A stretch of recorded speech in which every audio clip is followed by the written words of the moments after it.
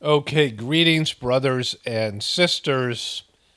Big stuff to get to in this video. First of all, the Secret Service report is out, and it's a complete failure. Trump's debacle, the first fake attempt on his life. And, because of the multiple plot holes and the poor execution of the event and the whole WWE part, which I don't believe is addressed, but Andrea Mitchell was upset about it, where they let Trump pop his head up.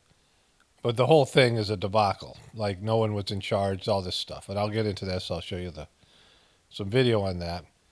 But it shows you like there's no way they're this incompetent.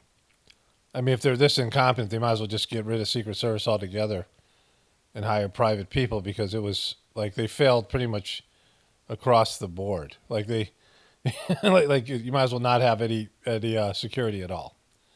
You might as well just have people bring their own guns and and just have them, so, like if the people who were there were armed and they the ones who saw the guy, he would have never got off a shot, right?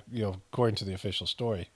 And so you would have been better off with citizens protecting Trump than, but of course this whole thing's fake, which I'll get into in a bit.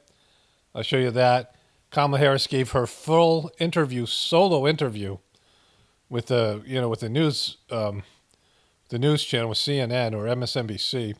We'll get to that. Joe Biden was on The View. I haven't seen either of those yet because there's no way I'm going to be able to sit through those things 3 times. I have to watch it twice when I make fun of it, and the second time when I edit it. And maybe I don't even have to watch it when I edit it, but at least I have to watch it once, and that's once is more than enough. I'll probably fast forward through those things unless there's anything interesting that, we'll see. And so a lot of big things have happened this last week. But let me start here with some comments. I just made a video that I think is going to be kind of an epic video entitled Irrefutable Proof Politics is for Dummies, which will be up on Friday. The video I'm making here will be up on Sunday. All those things. So I have 2 comments I want to address. The first one is this. Somebody wrote Harris/Romano 2024. Trump admits he knew people would not believe in Ketchupgate. And then the rest of the video title is, let me pull it up here, is Kamala Oprah fail. And so in a video where I actually, even in the title, I'm talking about Kamala failing, I'm clearly not voting for either person. But these remedial minds, they have to link you to something because they can't handle any sort of question in their belief system. Like not even agreeing with what I say, but accepting there's another point of view other than their own. And these dopey Trump supporters are some of the worst at this, which I've been talking about. I mean, you got to be pretty delusional to vote for Kamala Harris as well. I mean, the liberals are pretty much, they're both the kind of worst. But, it's a degradation of humanity. But here is this is the more important one. If the assassination, so the person wrote I, but meant to write if the assassination attempt is fake and Trump never got wounded, why aren't the left-wing people not covering it? Well, first of all, Jesus, fuck, you left off the F in if, which is kind of like, the assassination attempt is a fake. But then this last part, the double negative here, why aren't left-wing people not covering it? Okay. When you said aren't, you should have said, why aren't the left-wing people covering it, not uncovering it, not uncovering it. So, your sentence sucks. If you feel like it, just hit pause and think of the answer to this. Like you guys probably could think of the answer to this. At least you could figure out what my answer would be because I've talked about it. Multiple answers to this question, all of which would be right in terms of like this person is saying it can't be fake because the left wing isn't covering it. Why wouldn't the left wing be calling fake and bullshit on Trump's assassination attempt? If you hit pause and you just think of the answer or think of what I'm going to say. Because this is why people listen to me because, this person's trying to ask a logic question, right? And when I give the answer, this dum-dum isn't going to be able to accept it.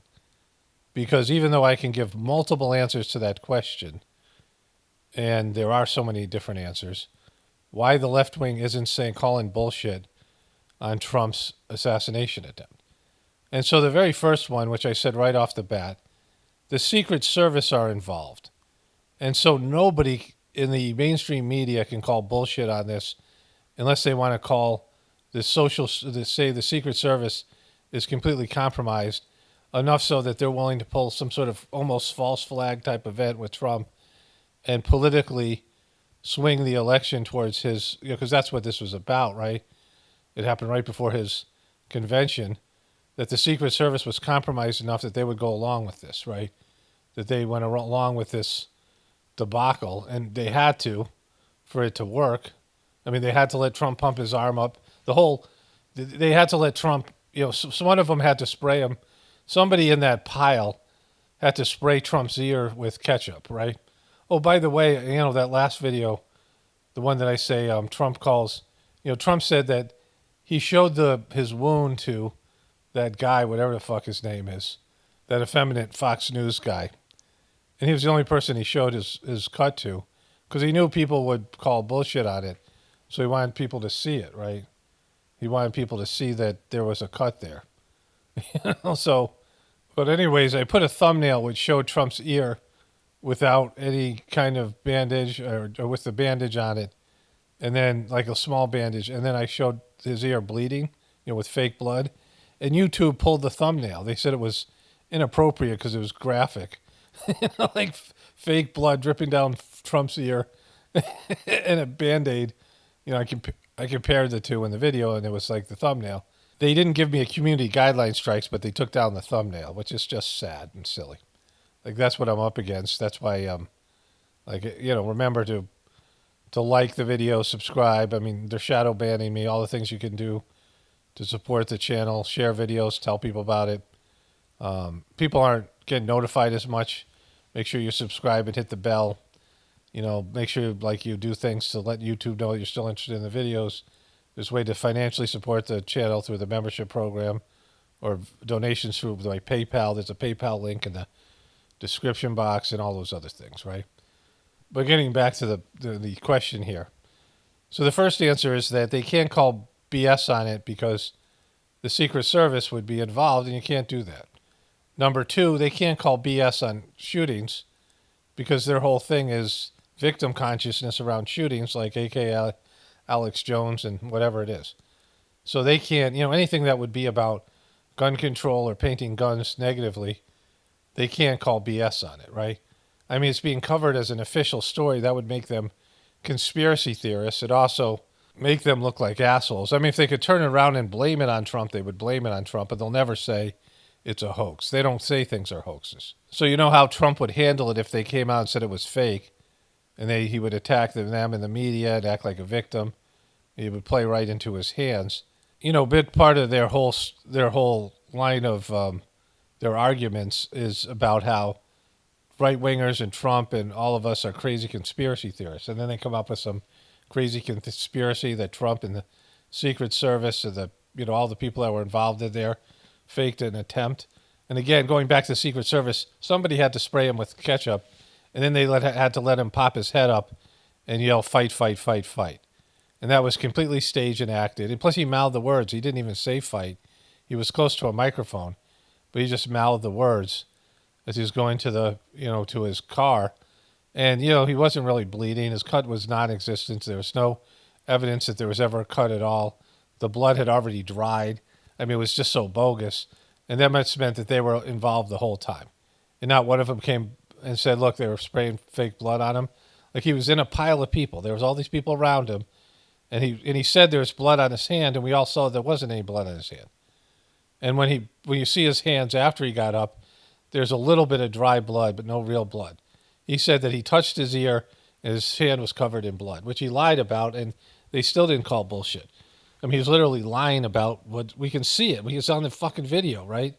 And so, all of it. I mean, it could have been some deep fake thing as far as we know. But the bottom line is the left, for those reasons, cannot call bullshit on it. So if you're saying it has to be real, otherwise the left would be calling bullshit on it, I just gave you logical reasoning, and there's even, more to it. Those are just some of the reasons, right, that the left wouldn't call bullshit on it, right? And even though I gave this person the answer, or any Trumper who said that that's a reason, they would still find another way that they would say, no, it happened. Because they'll never admit to the truth that Trump completely faked this thing. And the second one is faked, and these are all assets. And they're doing this for a reason. There's an agenda. And the mainstream media and the government and the Secret Service and the various intelligence agencies are perpetrating this fraud. But once they start calling out bullshit, then then everything is compromised, right? There's that show I watched, which was about the CCTV in England, and they were doing this thing called correction, where they were using deepfake technology to convict people who they say were terrorists. I mean, it always starts off with them using it for good or whatever. That's what they claim. But they said once it comes out, if you because the other countries were doing it to them, it was doing it to England, America, and Chinese were doing it in the show. I'm not giving away too much here. So it's not really a spoiler alert. But they say right away, if they find out about it, if the people find out about that deep fake technology was used in court cases, that means that every criminal will say, well, that was convicted because of video, and the CCTV is how they convict people in England, then that's compromised, right? Once you call bullshit on something and people realize that there was false flag type stuff, that's why they'll never admit to any of these things. Because once they admit to it, then every criminal and every person who's been wronged, every person who's been caught doing something on video will say it's deep fake. And it's already there because deep fake exists, and it's, AI, creations exist, and it's pretty sophisticated. And so video evidence is no longer evidence, right? And any event that's a news event would be then sold into suspect. Because it's once you start bullshitting people are like, oh, yeah, you guys fake this. Everything's fake. And that's already the case. People don't believe shit in the internet. Because of that, if UFOs show up, if aliens are walking down the streets in every city and there's spaceships in the sky, and you're not around those spaceships, you can't look up in the sky and see it. And even then you'll say it's holograph technology. Like most people won't believe, there's always going to be people that doubt anything. Some groups of people that doubt everything. Some groups of people that doubt specific things. And, the majority of people will still at least doubt stuff, if not fully disbelieve it, right? And so, anything can happen now. And there'll always be some people saying that's fake. It's just the way it is because everything's been compromised. So that's the overall reason the left had to go along with this, if they weren't even a party to it in the first place, right? Like they're receiving the orders from the same people. So, they go along with it, right? They know they can't call bullshit on something like this. But anyways, this is my whole point, that the political system is so, everyone's so dumbed down and so locked into their beliefs.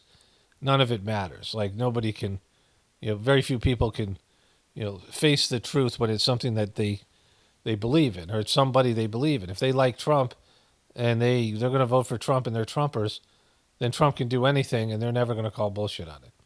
It's really why you're not calling bullshit on it. It's not why the left isn't calling bullshit on it.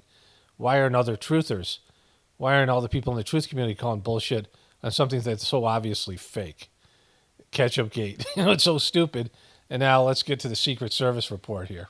Okay, so I just want to add a little bit to my introduction. Today's Friday, September 27th.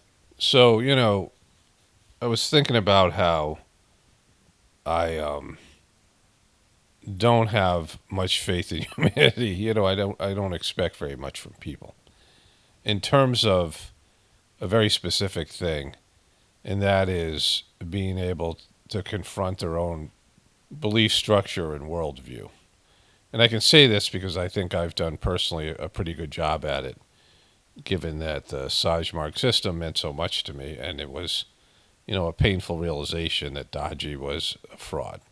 All the other things, I don't care that much about various institutions and, America itself and, the Republican Party and the Democratic Party and the all of it, politicians and celebrities and, any number of things. Like America isn't something sacred to me that can't be, that I would never believe certain things about it. Like I would believe anything about, pretty much, any of the things that, any of the institutions that are influence the world based in my experience as a young person and just watching things and people and whatever. But the Sizemore system had been such a pure thing. Like the system itself and the previous masters of the system had been these hard workers devoted to working for God and helping people. And all of us have experienced it, the purity. Like you go to an ashram to be a gathering, and there was just it was just something different than the rest of the things that exist in the world. It was on a more refined level, and just kind of a beautiful thing. And so to have that thing be tarnished, and with the stupidity of this guy, but my brother, who was an OG truther, and I cover this in my last video, and it's part of the Journey series. My brother is like an OG truther. He introduced me to a lot of these different things, but he failed as a truther. And I sent him an hour-long audio, and it wouldn't even basically get into all the I made hours and hours of videos. I made probably 100 hours of videos, and documented with video clips and information about this guy Dodgy and his failure and his criminal activity and all the bullshit he's done. It's just overwhelming. And he wouldn't even watch it. He didn't even watch it, which I knew he wasn't gonna. And so even though my brother would think of himself as a truther, he doesn't know the terminology. He was doing this, in the 70s and 80s, and, they knew about these things post his time in Vietnam and, this underground movement.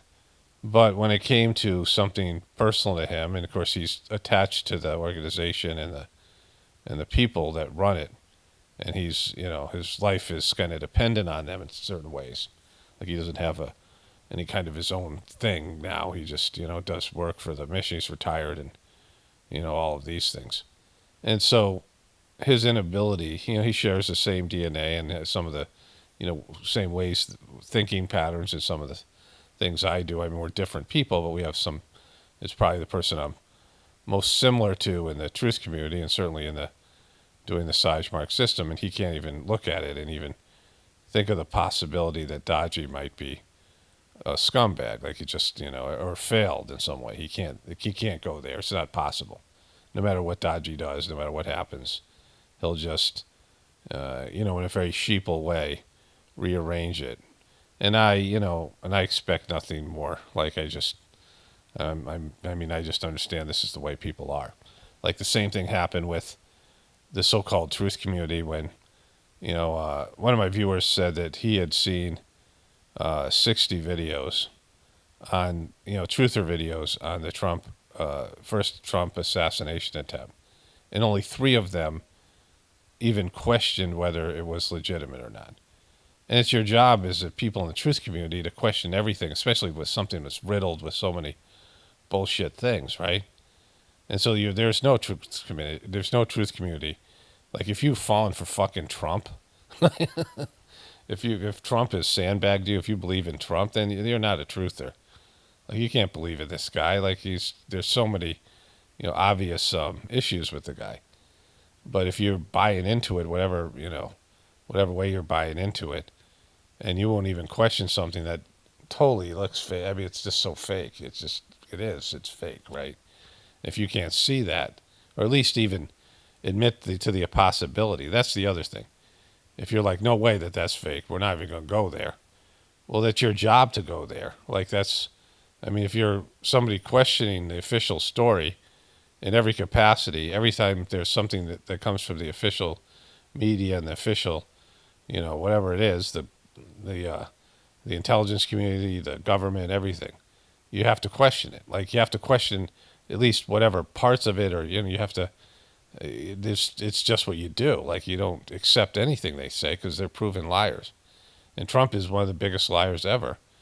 And his inconsistencies and his fake, his bullshit and all the stuff that he does. I mean, after he did Operation Warp Speed and the way he was worked on COVID and the way he turned on those people after he sent them up to the Capitol, I mean, he turned on them. He threw them under the bus. The people that he's thrown under the bus, I mean, that's a selfish prick, right? That's not a guy that's for the people. And he's always picks Trump over everybody. He'll throw anybody under the bus. I mean, he's weak and he's pathetic, cowardly. Like they'll never stand up for anything or anybody. He needs people. He feeds off the crowd like he's a parasite, right? A failure, like a businessman failure. 6 bankruptcies, and I mean, just 6 bankruptcies, not 1, 6. And the guy's, a mess. Like he's just a mess. I mean, that's what I liked about him. He was a mess, and he was, not hiding it, and he was president, making the whole thing a joke, right? Yeah, that's great. Like make the presidency, turn it into the joke that it is. That it's just a performative position where there's not really any real power, and there's these are just puppet people who are rolled out to move the masses, and elections don't really mean shit and all these things. Like he was great to demonstrate that, but people bought into it. They bought into the clown show, right? And so, like, I just expect that people are gonna not be able to confront the things that are most painful, or they're putting their hope into something, and things that are specific to them, their religion, the construct of their religion. They can't go there. Like people say that they're truthers, but it's only for stuff that's easy for them to accept. They can't accept the truth about something that they're hanging on to that's so important to them, that's painful for them. Like they just can't do it. I mean, majority of people. And so the reality is they're always going to fail, because it's like the things that are easy, but it's the things that are hard that they can't do. And really, it's those are like national issues and things that are for organizations, but it's really about you personally needing to change, like the painful process of changing and seeing yourself as others people see you, at least the bad parts, and even sometimes the good parts, because lots of times people are scared of the people are more scared of the divinity within them than they are of the potential demon, which is their ego. People are more scared of their soul, and their egos, their consciousness as a human being is more scared of becoming a saint because of what that represents, like surrendering and giving up control. Like when you become a saint, you're giving up control to this divinity within you and God, and people are petrified. That's why there's a lot more bad people than there are saints. There's a lot more demons out there than there are saints. I mean, it's probably like thousands to one, like it's in terms of like higher developed souls. There's a lot more negative people. The people embrace their dark side than there are people who embrace the divinity within. So that tells you everything you need to know. Certainly it's the Kali Yuga, so it's a time where it pulls for that. Like it's a, dark period right now. A low period, but people don't want to face up to the things they need to change, and they just want to, look at other people and say, well, they have to change this, everyone else has to change, the system has to change. But very few people want to change themselves, in fundamental ways, and because it's difficult, it's hard to do, and they don't have any really guiding force to do it. They don't have examples of people doing that. And so there's plenty of examples of bad behavior. And people spend most of their time looking down at the rest of the world and other people and not changing themselves. And so that's humanity, and it's not likely to change. Like it's, something else has to change first. Like right now, if everything kept on going the way it is with our system, it wouldn't change. Like, you'd have a few people here or there, but even that, it's hard to do because you're just, people are just bankrupt. They're like completely, assed out. They're just like, they can't, they don't have anything left after they get through their miserable days. And, the system itself and their lives just, just surviving every day and, going through what they have to go through. They don't have any energy for it. They don't have any energy for self-development and, a spiritual life or something. They just, the majority of people are just barely getting by. Just in terms of not just financially, but, everything. Like they're just making it through the day without crying, like kind of thing. It's just, and everything's been, their energy, their life force, their their inner sort of inner vibrance and things their light has been dimmed, and they're weakened. Many people weakened physically, distorted reality because you're on medications or self-medicating. So, you're not even, you've dulled your perception of the world and numbing yourself out, right? All these things, drinking, drugs, all the psychological medications. And so people can't even, it's like they're walking around in a stupor like robots, just, automatons, just, doing what they, just doing all this stuff that just get by.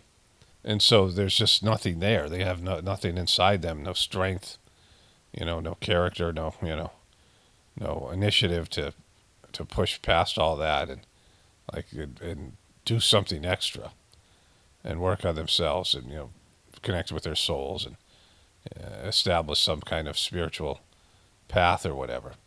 They just don't have it in them. So that's where we are right now. So I have I don't get disappointed by humanity or human beings, because I know that's the majority condition. Very few people. I mean, I saw it when I worked as a counselor. I've seen it every kind of every sphere of activity I've been a part of, that people just don't have the the ability to aspire to be something better.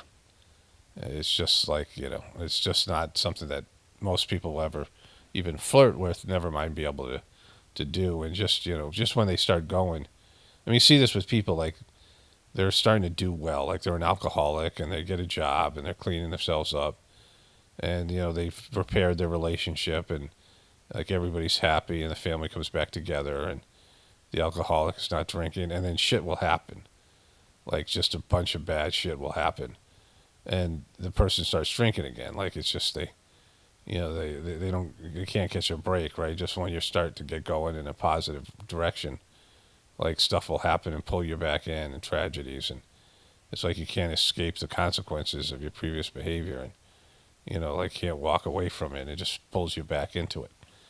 And so that's the majority of people right now, and so that's why there has to be some sort of systemic collapse. There's so much distraction, built-in distraction in our system. There's just so much chasing the squirrels, right? There's so much keeping you from your path and your what you're supposed to be doing. And so it's, as long as that exists, you'll never see any widespread change. And so it's just basically having the idea that's out there that there's divinity within you, just getting that out there, and people embracing that, and just the rest of it. Anyways, let's get into the other stuff here. Okay, so this has been one of the most. This guy's got his Dodge key fob. I had a Dodge, whatever it was. He's driving a Dodge Caravan or something. I don't know, maybe a Charger. So this has been one of the biggest failures we've ever seen, because it's fake, right? They couldn't have pulled this thing off.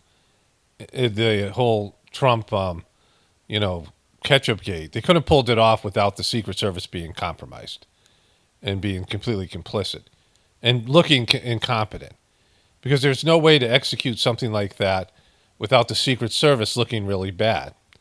And the failure was epic. Now, they're not posting a lot of these videos that I have, some of them on my phone, which I'll get to after we're done with these here, that they did post. But CNN, there's nothing, CNN was talking about it all day. And I have some of it when the initial report came in.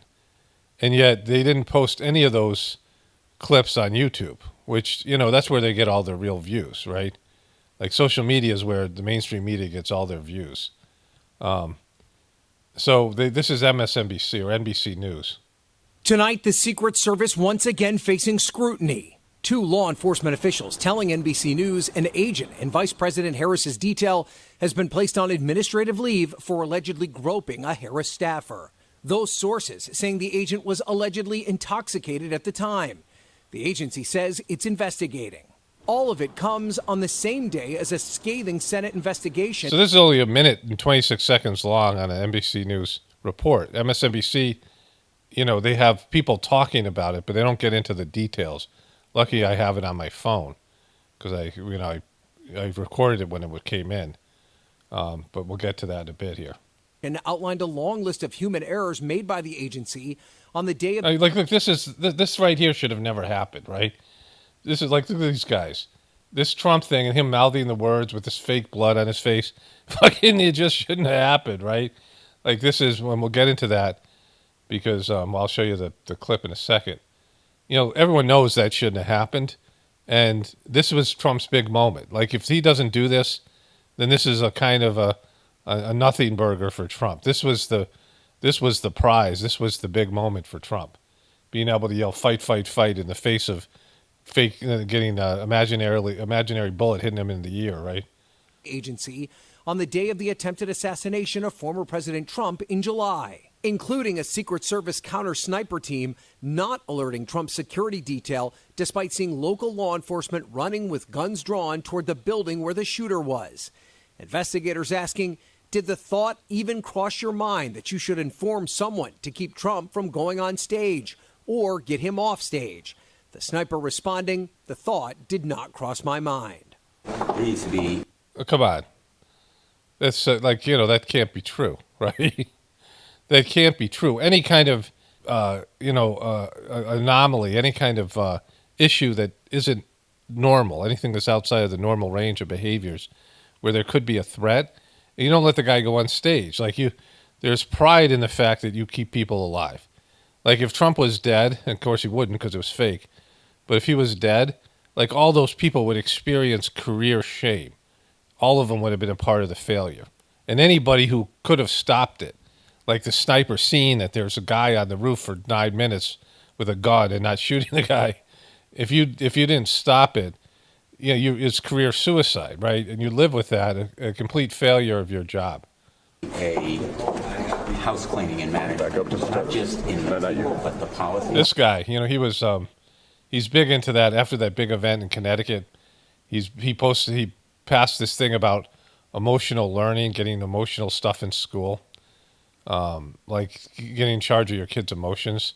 It's a whole thing to do with Yale University, all that stuff. I covered that in some old videos. He's a real scumbag, this guy. A Secret Service spokesperson said the report was in line with the agency's internal review. All this while the Trump campaign says that U.S. intelligence officials have briefed them on the ongoing Iranian threats against the former president. Tom? Thanks for watching. Okay, so that sucked. Like, that was not a good report. Like, I couldn't find the good full reports of this thing. Like I said, I have it. I'll show you the stuff that I got from my phone in a second here.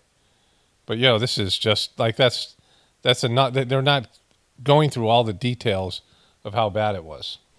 So this is from Fox. I haven't seen these reports yet, but I just couldn't find, let's go through and see what they say here.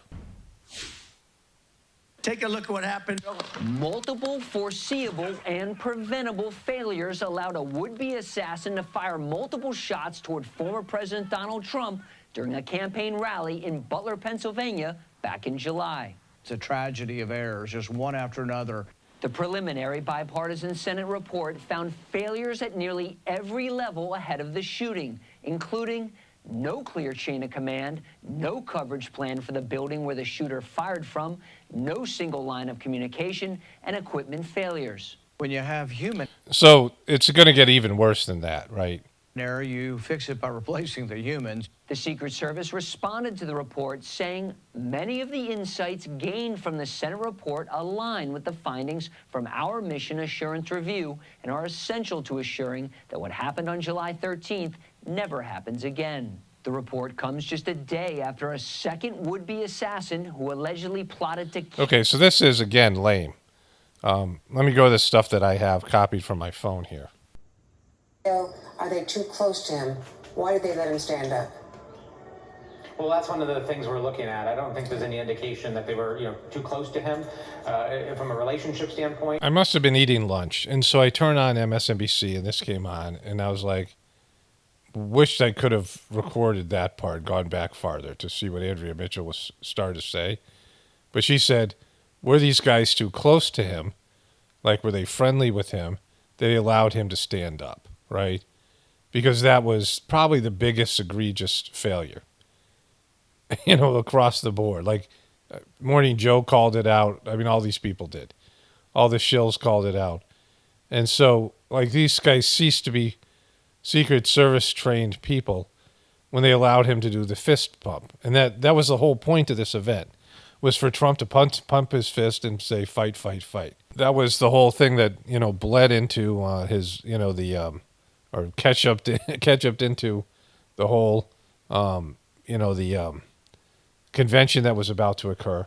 And then all these people like The Rock and the Young Turks and, people like that, who liberal-leaning people, Jeff Zuckerberg and, all these Elon Musk and all these people would say that Trump's a badass.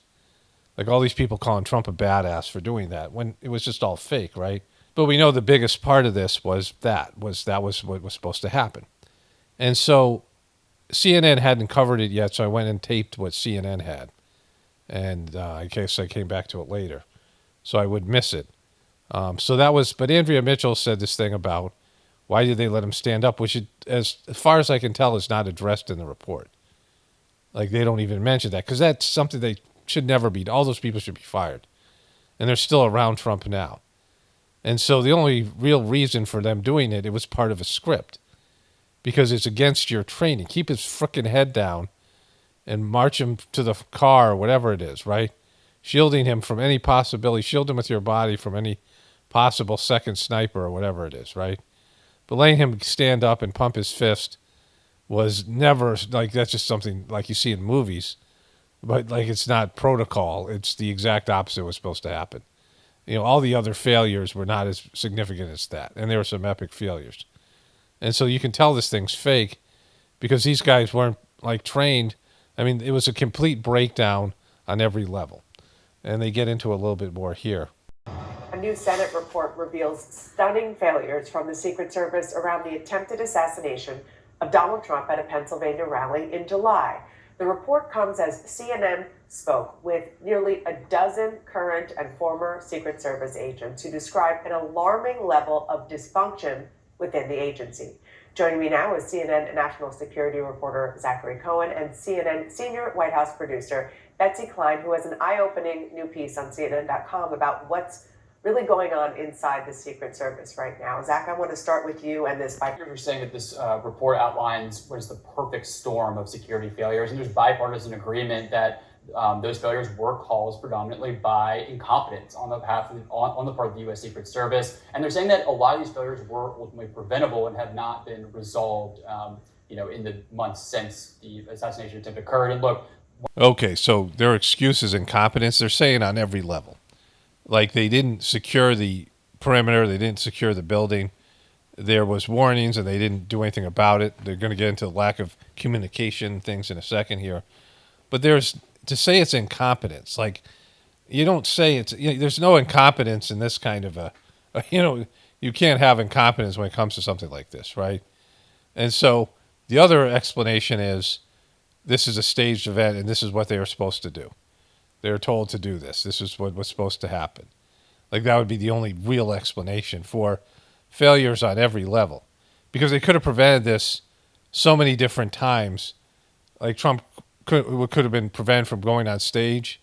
I mean, so many things could have stopped this from happening, but they wanted it to happen because it was staged, right? One of the biggest and most shocking revelations in here, according to lawmakers, is that nobody that they interviewed from the U.S. Secret Service or local police law enforcement could tell them who was actually in charge of security and implementing a security plan at Donald Trump's July 13th rally. So it's essentially a military operation, right? Police and military, Secret Service is military, right? It's like, its chain of command is important. No one knew who was in charge. Like, that's fucked. You got to have somebody in charge, right? There has to be a chain of command. Right?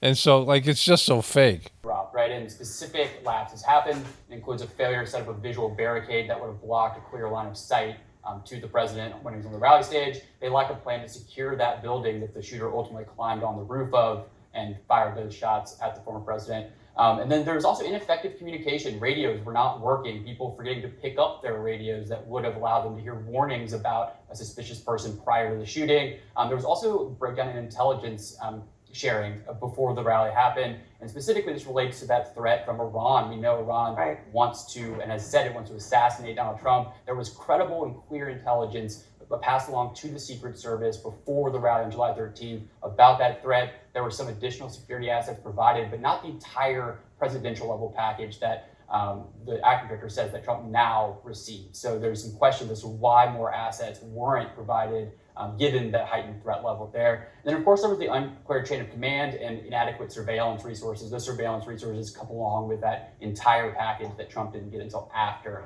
the rally. So ultimately, look, you have lawmakers, Republicans. So there was more on the walkie-talkies that people didn't even turn theirs on. Some of them weren't working, and then they didn't utilize them, and then they didn't use there was warnings when people who were the counter snipers were seeing everything. They saw the people running around. They saw the guy on the roof, and the guy said, "I didn't think to say don't send Trump out there." There's a guy on the roof with a gun, and people are screaming at him to come down. The guy goes, "Oh, I never thought about calling them to say," or shooting the guy, right? And so, again, there had to be a clusterfuck of these things to make this into. I mean, it's a mismanaged stage event. There was no way that this event could be pulled off with a proper Secret Service that were doing the proper job. And so to stage an event like this, they had to basically order people to stand down or put actors in instead of real Secret Service agents. I mean, and they all have to be silenced, right? There should be whistleblowers saying there was something else going on here. And so the Secret Service is completely compromised, which is even worse than the incompetence. Because incompetence, it's there's lack of training and, this. I mean, this is kind of worse than some third world government of clusterfuck of errors, right? And, with a complete breakdown on all levels. But they don't even address the most important part was letting Trump's head pop out of which was addressed by, like I said, Morning Joe, which is the biggest liberal shill media out there. And so everybody knows that was fucked. You can't let the guy stick his head up and do this fight thing he did. But that was the whole point, right? And, even with that, Trump is plummeting. He's going in a downward direction. And they have to roll out a second attempt. We're going to see who they pick later on, and that might be more of an indication what's going on here. Okay, so my wife and I were watching the comedian Kyle Doonigan. We just ate lunch together, and we used to watch Craig. Craig is my favorite. Kyle Doonigan does impressions. Craig's my favorite character on the internets, or Saturday Night Live character, that kind of person. Some kind of mentally challenged dude. He used to have a show, Craig's News, and he had these other little Craig bits. But it just didn't catch on. People don't like it or don't understand it or whatever, which seems bizarre. But anyways, they were doing conspiracies, which is kind of funny. It's comedy, but they were debating whether the guy was just a lone or a crazy guy or whether he worked for the CIA or the Ukrainians, right? And whether it was government-sponsored or not. But the obvious one is that Trump had to be a part of it, right? This was some sort of false flag, fake, staged event. Trump had to be a part of it. Because Trump came out in both situations helped by you always look at who benefits the most from something. And it's clearly Trump, right? And I've said in my previous videos, Trump keeps on telling everyone how great the Secret Service was, but they failed. And particularly people around him failed by letting him pop his head up. But Trump is praising them. I mean, Trump criticizes everybody and says how when he gets to be president, he'll clean up these messes, right? He'll clean up all the mistakes and all the governmental waste and all these things and drain the swamp. And they just put out this report that said these Secret Service people they weren't even Keystone Cops. It's Don Knotts out there, right? Is running the thing. It's just morons and complete failure on every level. I mean, epic failure. And, they're being grilled by the various Democratic and Republican, senators over this thing. All trying to make a name for themselves and all this political theater, right? When the easiest explanation is that Trump was involved. As a truther, that would be your first, if you're somebody who believes in that everything's fake and that, everything's, a show and performative, I mean, all the things that we believe in the truth community, if you think things are fake and staged, then Trump being a part of it is the narrative that would be the most likely, right? It's the most obvious narrative. And so, the Secret Service being a debacle must have been known by people who were around there.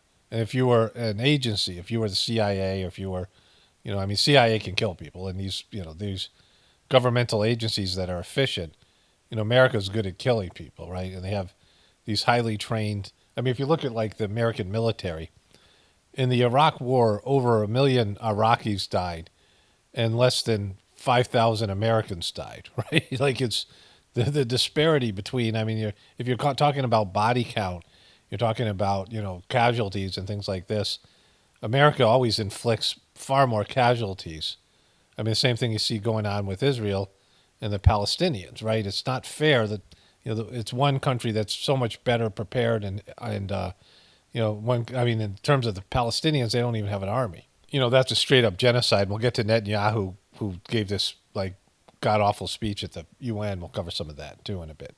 The American government and the CIA and NSA, these intelligence community, is good at murdering people, and they would know that the Secret Service is completely vulnerable to something like this, right? Because we saw what happened in the report. So, why weren't they successful, right? Why wouldn't they execute this thing on a level where Trump would be done? Like put 2 shooters in there. I mean, you've seen the assassinations before with inferior equipment. Like you could do it where it wouldn't be on camera.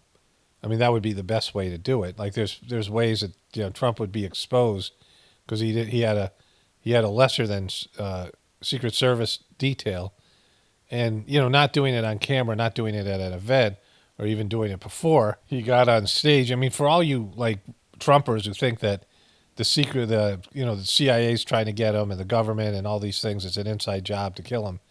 Well, what would be the best way to kill him?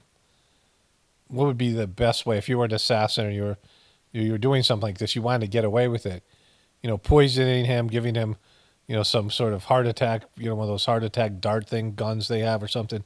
Any number of ways that they could kill him, where it would look like an accident. Like, wouldn't it be best to make it look like an accident instead of doing it on camera? I mean, it benefits Trump to do it on camera. The failure of it and what happened with him, I mean, that benefited him, like so much. We know, like it's a talking point for him. The other side isn't talking about it, other than fixing the Secret Service, which they're put in the position they have to. But in terms of if they did assassinate him on camera, well, that would create so much division in the country that's already divided. I mean, it'd be like a civil war. All those crazy Trumpers watching the guy get killed on stage, like what would that do to them? Like they were freaking out. You saw the people giving the fingers to the mainstream media and yelling F you at them and yelling at them because they were blaming the media for this attempt, right? If they do decide to kill Trump, it'll be for that reason. Like if they let him win and they kill him later on or whatever it is, it will to be, to make the Trumpers spiral out of control. I mean, they want to create chaos. They want to create division. You always got to look at what's the agenda, right? But if they want to kill him, he'd be dead. If they wanted to put him in jail, he'd be dead. I mean, he'd be in jail. And so, like, they could do it. They don't need, he's not beating the system. He's not, the system isn't saving him. He's not, winning all these court cases and prolonging his, his freedom because they're letting him do that. That's part of the script, right? When I used to say this all the time, when I see Trump in jail, I'll believe it. When they actually put him in jail. But then what? Like, will he still have a voice from jail, right? When they wanted to get rid of him, they, right around the, the end of the election thing, they wanted him to disappear. They took him off of social media and they stopped talking about him on the media, that their whole business model was predicated on Trump being the center of it. And for about a couple months, they didn't talk about him. And then they brought him back in, right? And of course, he got his own social media by then. And then it was too late for him. The election had already been settled. But then they brought him back in, and they constantly talked about him for the next 3.5 years to where we are now. And so Trump is their asset. If he wasn't their asset, they wouldn't talk about him all the time. Why do you think they mention Trump's name more than they talk about their own agenda? The DNC, the first night, it was like over 100 times, because 150 times they said Trump's name. In the past 8 years, 70% of CNN and MSNBC's news coverage is about Trump. You think that's because they want to get rid of him? Why would they talk about him all the time? If you're trying to prove a point, right? Like my point is here that politics is silly and celebrity culture and becoming a celebrity and all these things are that's not the American dream, or if it is, the American dream is a failure, and that working on yourself spiritually and becoming something internally instead of getting popularity and whatever pseudo celebrities that we have now on social media and the rest of it, how miserable these people are, and how it's you're chasing something that is not your real goal, not the real reason that you're here, right? That the reason that people think that they're here is for rich and being wealthy and famous and material indulgence, and those people are miserable, worthless pieces of shit, right? That's why I cover them, because they prove the opposite. They prove that the opposite path of what I say here doesn't work, and it's what appeals to people, because you can't talk to people straight up about spirituality and God and connecting to the divinity within you and retain any sort of an audience, because people are always pointed at the negative. So that's why I cover them, because they're my assets, right? They prove my point every day. Politicians, media, everything I cover prove my point, that all these people that are supposedly successful are worthless, dishonest, mentally ill, addicted, addicts, and the worst type of people. And obviously that's not the goal of life. If you're thinking that's going to make you feel good and make you happy when you become one of those people, you can just see how those people are now and what kind of people they are, and they clearly aren't better than, people think of people who are rich and famous as better than them, and they're clearly not. They're clearly worse, right? The people who are in power, the people I call the controllers, the people who are, running the world from the shadows, all these things. They're just horrible people. And it's there, and it's all fake, and they do all these things and manipulate, reality, and put out all these, packages of illusions and things like this to make it seem like this stuff is, better than it is, when if you really look into it, it's clearly not. But then my wife and I were watching the Weather Channel. Let's just throw this in here because I saw it on my phone. And I saw this wonderful commercial. Like, it is one of the best bad commercials out there. Al, did you make that call? Honey, we already have Medicare. Why do I need to call? Alan, the Feldman said we may be able to get additional benefits with a Medicare Advantage plan right here in our zip code. Jesus, Alan, you got to keep up with the Feldmans. Come on, Alan. Honey, what do you mean additional benefits? We turned 65, we got Medicare. That's all there is to it, right? I'm talking about Medicare Part C, commonly called Medicare Advantage. We have traditional Medicare, which is only Medicare Parts A and B, but not Part C. Wait. So not everyone on Medicare is a Part C plan? No, that's why we need to call, because there may be plans available with additional benefits. What kind of extra benefits? That is spectacular. Let's watch that end part again here. That is just wonderful. What kind of extra benefits? That is just fucking spectacular. Way to go, Alan. Alan wins the award. His bitchy wife, she did a good job, but Alan gets the whatever award they give for commercial of the year. Okay, I don't know if I should cover this one first. It looks pretty annoying. I got other things to cover with Kamala, so I don't want to. She's the worst. She's the hardest person to sit through. But she did an exclusive interview, and it says here, Kamala Harris's first solo network interview as 2024 candidate. So she's 2 months into this. She's halfway through her being a candidate, and this is her first solo interview, right?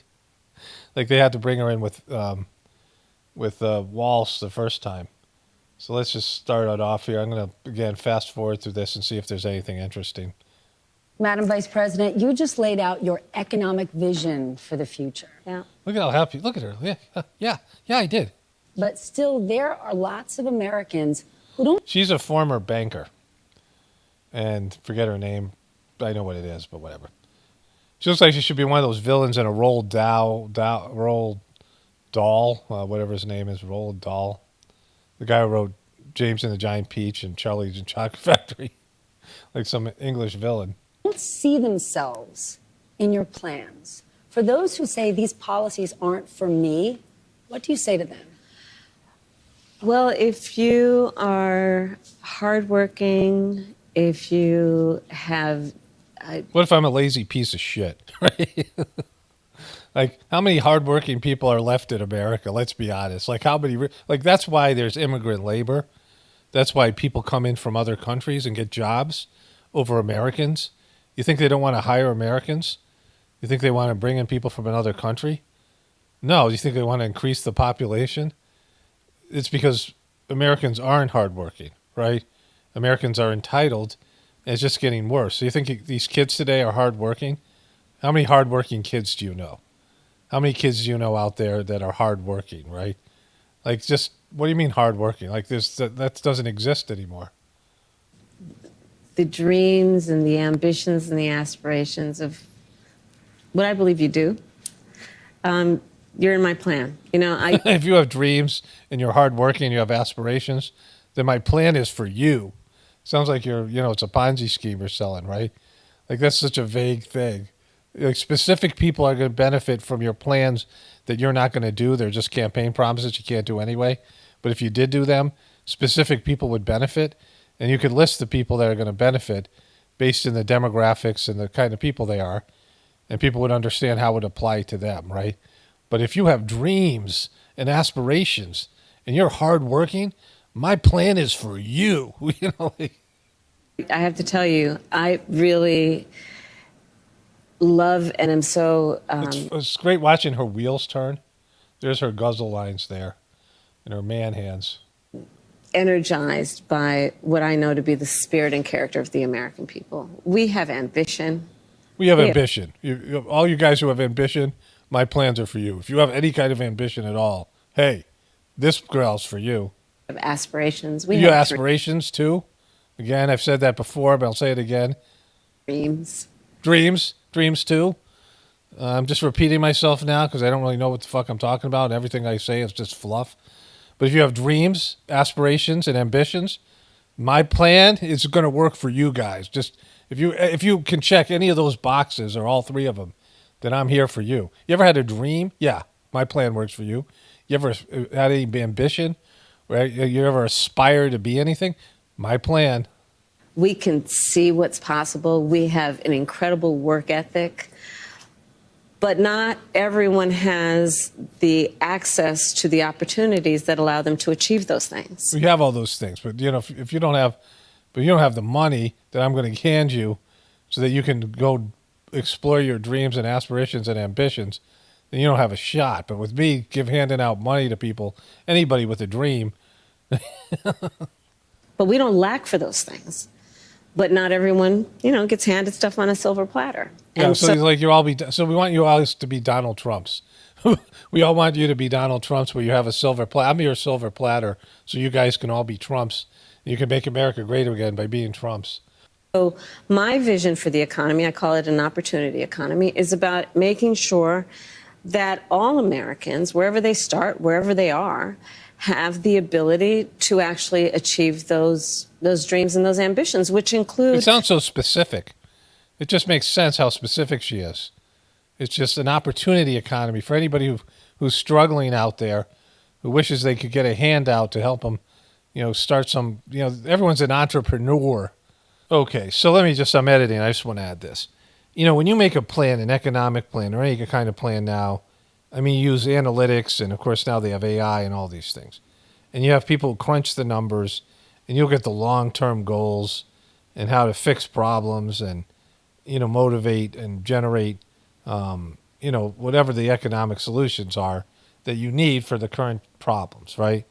And then that's your plan. But her bullshit name is an opportunity economy, which appeals to voters, right? There's things that you say to voters, promises you make, things that they want to hear, things that you're trying to say in terms of building enthusiasm. Wow, she's got an opportunity economy, and boy, do I need an opportunity, right? Like, people are struggling or wherever it is, right? Things that appeal to them. But that's not like a real economic plan. That's a bullshit name. There's a difference between, what you're selling to people and what could actually work. And people would pass. Like, you have to get support from power brokers, not just politicians, but corporations and the rest of it, to pass something like this, and they won't pass something like this. For middle-class families, just being able to know that What about homeless people? What about homeless? How is your plan going to help the homeless? Hard work allows them to get ahead, right? I think we can't and we shouldn't aspire to have an Wearing those devil shoes. This is Stephanie Rule with her devil shoes. economy that just allows people to get by. People want to do more than just get by. They want to get ahead. Where are they? Like, fucking, look at where they are here. Look at them. They picked a construction site. They're in some sort of warehouse. I mean, she's doing this interview, and this is where they are.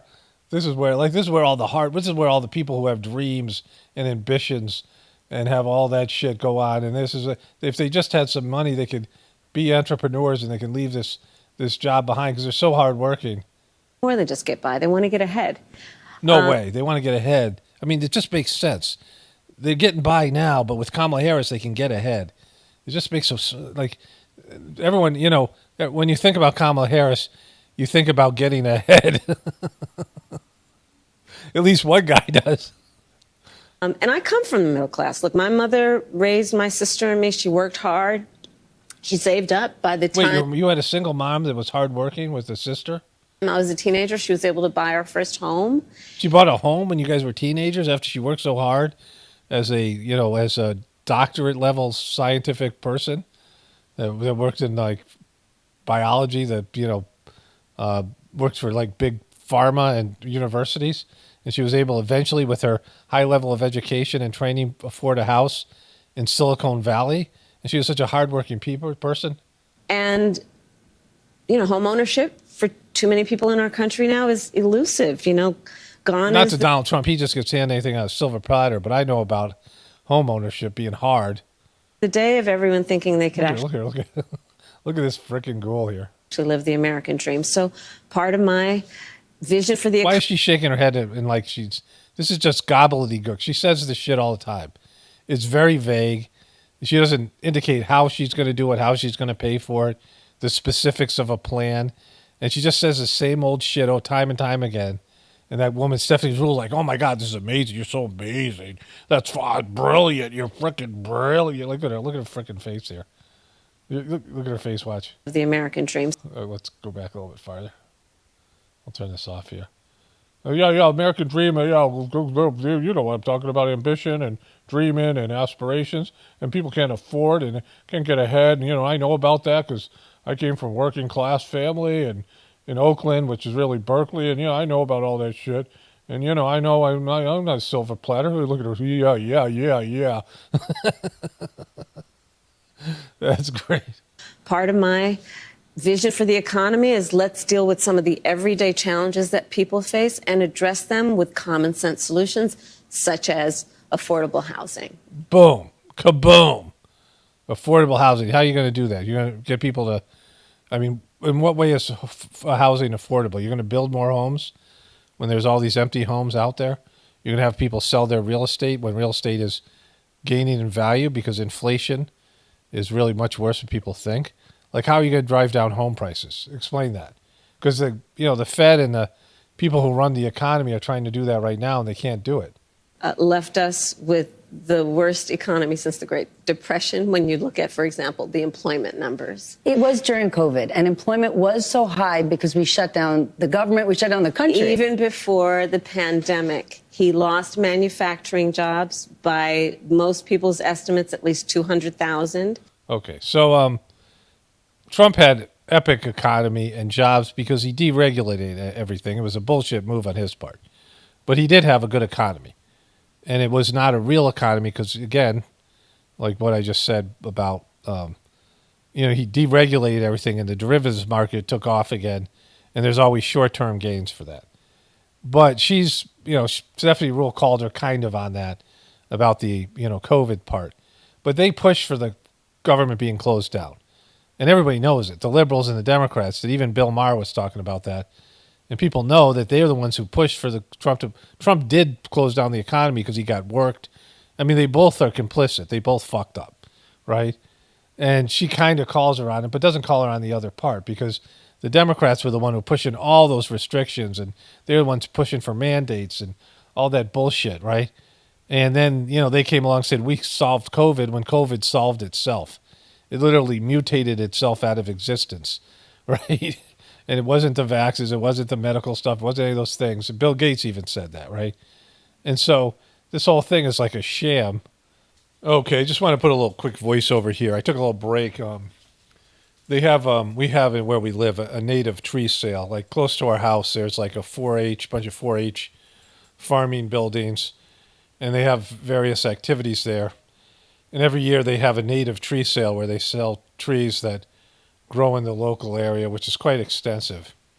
And we've gone there I think we've skipped a year or two at some point.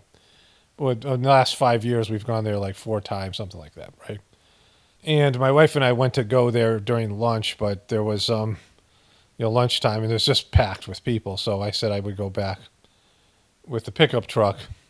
My wife had to go back to work. And, I pulled in there, and there's like, it's not busy at all. The big warehouse-like building where they show animals and things like that, like a big barn, like a metal barn type of thing. And I pulled in there, and there's just this woman all happy, comes up to the truck. I say, I'm here to pick up tell my wife's name. She ordered the trees. And these people there, mostly women, some men, I think most of them older than me, all volunteering. And they have these various plants all over the building. And they go and they, work together, and they bring the plants up to your vehicle. And they're just happy and helpful. Again, these people volunteering to do this.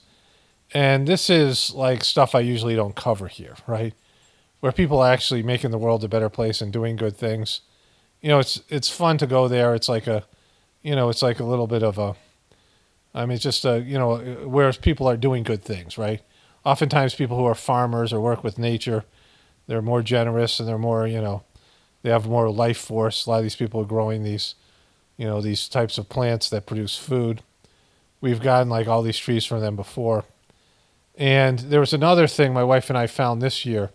There's a woman who lives close to us that has real good organic compost, and she has, she grows tomato plants and other types of vegetables, like other types of she has all these plants that she sells every year. She didn't do it this year because there was something went wrong with her greenhouse, like the heater broke or something, all the plants died. And so we found another, it was like a Mother's Day sale. And I think we just drove by and someone posted a sign on the thing, whatever it is. And we went to this area. It was kind of like a campground where they have summer camp for kids. And they had these greenhouses, and they had all these plants for sale. And they were a little maybe more expensive than you would get at Lowe's, but they were certainly better quality. They were locally grown. And again, there was mostly women here, older women, and people there that were selling these plants. It was a Mother's Day sale. Maybe it was a Father's Day, something like that. I don't know. It was like one of those things over the weekend. And what they use the money for is they grow plants. This organization grows plants that produce food that they give to disadvantaged people, right? That they grow this food and they give it away to shelters. So these people are eating quality food instead of the crap that they normally would get, processed shit that they would get, in most cases. So, there's people like that are out there. People who are doing good things, people who are making the world a better place, people who are helping other people. I mean, that exists. I don't really talk about that much because, I cover like sort of mainstream stuff here. But the major focus of what I'm covering here is people's inability to adjust to the collapse of the system. The inability to change their, point of view and wake up to what's going down right now and, adjust themselves to prepare for what's coming. And take a real good look at the system itself because, it's ending badly, and it's because it's a bad system, right? It's like a hurricane. We're getting like the tail end of the hurricane here. There's a lot of wind and rain, not so bad. There's people out there that are, that are doing these things. I don't know what their political beliefs are, or, possibly they might be Republicans. Some of them might be liberal Democrats. Some of them might be truthers to whatever extent, but you can go beyond those. You can go beyond your belief system and get away from, national politics, and a lot of things that are discussed don't really apply to most people, right? Things are more affected on people's, in terms of your survival and, what you need on a day-to-day basis is just brought to you by your, by these the system, by the beast. But if you were living in a local environment, the majority of your, where you were depending on food grown locally and you were depending on your neighbors and, people who, it's no longer depending on the beastly system. You have a village and you have a family and everyone has to pull their weight and has to contribute. And, that's what you talk about. Like, and then, of course, there's more local gossip and local politics and whatever that is. And that can be equally as, evil as what we deal with here in the big, the national stuff that we deal with. But for the most part, it won't be because people just be better. People are working every day and are out with nature and living natural lives. They're just better people. Like you just, it's just better for you and it makes you into a better person. But in terms of their ability to see what's going on and adjust to it, especially older people, it's difficult. I might cover this a little bit at the end. I had one more thing to say about my brother and all that. But a lot of this stuff has nothing to do with any of us. Like there's no reason to have, horrible interactions with your relatives. And I'm going to say kind of the opposite at the end of this. Like I'm giving both sides of the coin. Well, I guess I'll say it here. It sucks when you can't be who you are. Like this thing with my brother, I believe this guy Dodgy and the people that are around him and all the people that have supported him have worked to destroy something, it's like the best thing ever. And it's like the hope for humanity. And he's basically destroyed it. And so my brother is one of those people that is enabling Dodgy and refused to see the truth of it.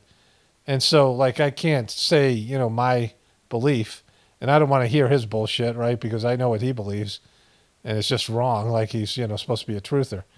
And so it sucks when you can't be who you are, right?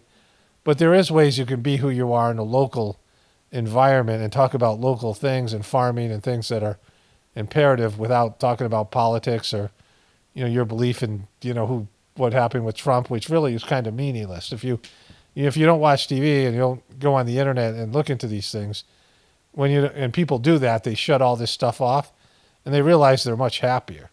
Like it's just not all that important, right? I mock it here and try to make it light, but no one gives a shit what Kamala says. And she's just saying meaningless stuff here, right? This stuff is basically meaningless. And it's easy to mock because it has no truth in it. It has no substance. It's just blather, right? But let's get back to the blather here. So before we get back to Kamala's bullshit, I want to also talk about this woman's shoes again real quickly, and I want to add something else to what I was saying. Like this woman, they always put thought into their outfits, obviously.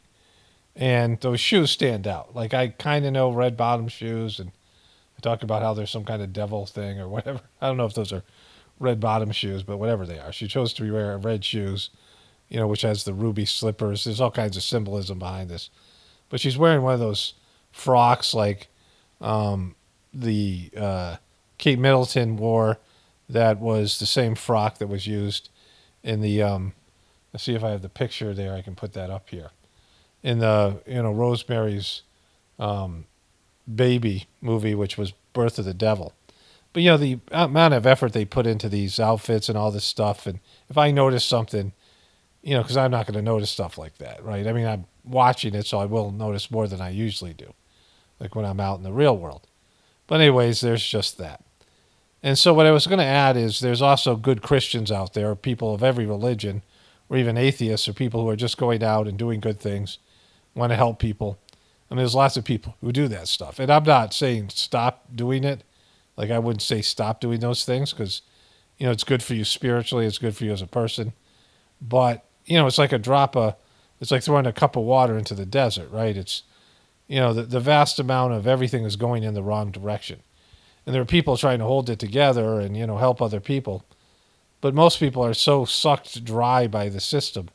They might have good material lives, but they have nothing inside. They're either undeveloped inside and, or even if they're good people, they're not as good as they would be if we had a different sort of a system and the world was, a different sort of an orientation, right?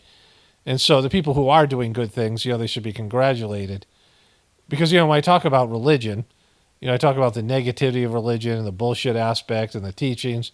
But then there are people who actually just are in the religion and are good practicers of the religion as much as, as even if it's flawed. And they do good things, not like just performative so everyone can see them do these things, but they do them because they want to please God and serve other people.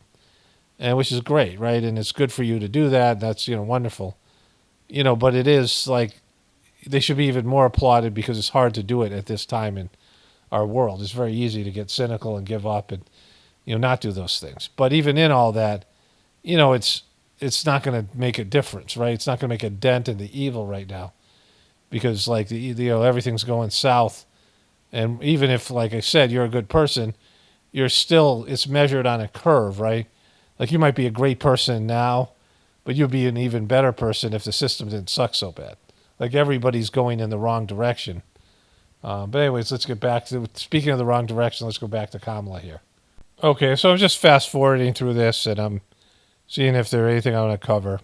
There's one thing she's been talking about, and Biden talked about this, they're going to rewrite the tax code in 2025. And, her plan would be disastrous for the economy. Like here's the part that's probably the worst. We're going to have to make sure that the biggest corporations and billionaires pay their fair share. That's just it. It's about paying their fair share. I am not mad at anyone for achieving success, but everyone should pay their fair share. And it is not right that the teachers and the firefighters that I meet every day across our country are paying a higher tax than the richest people in our country. Bill Gates.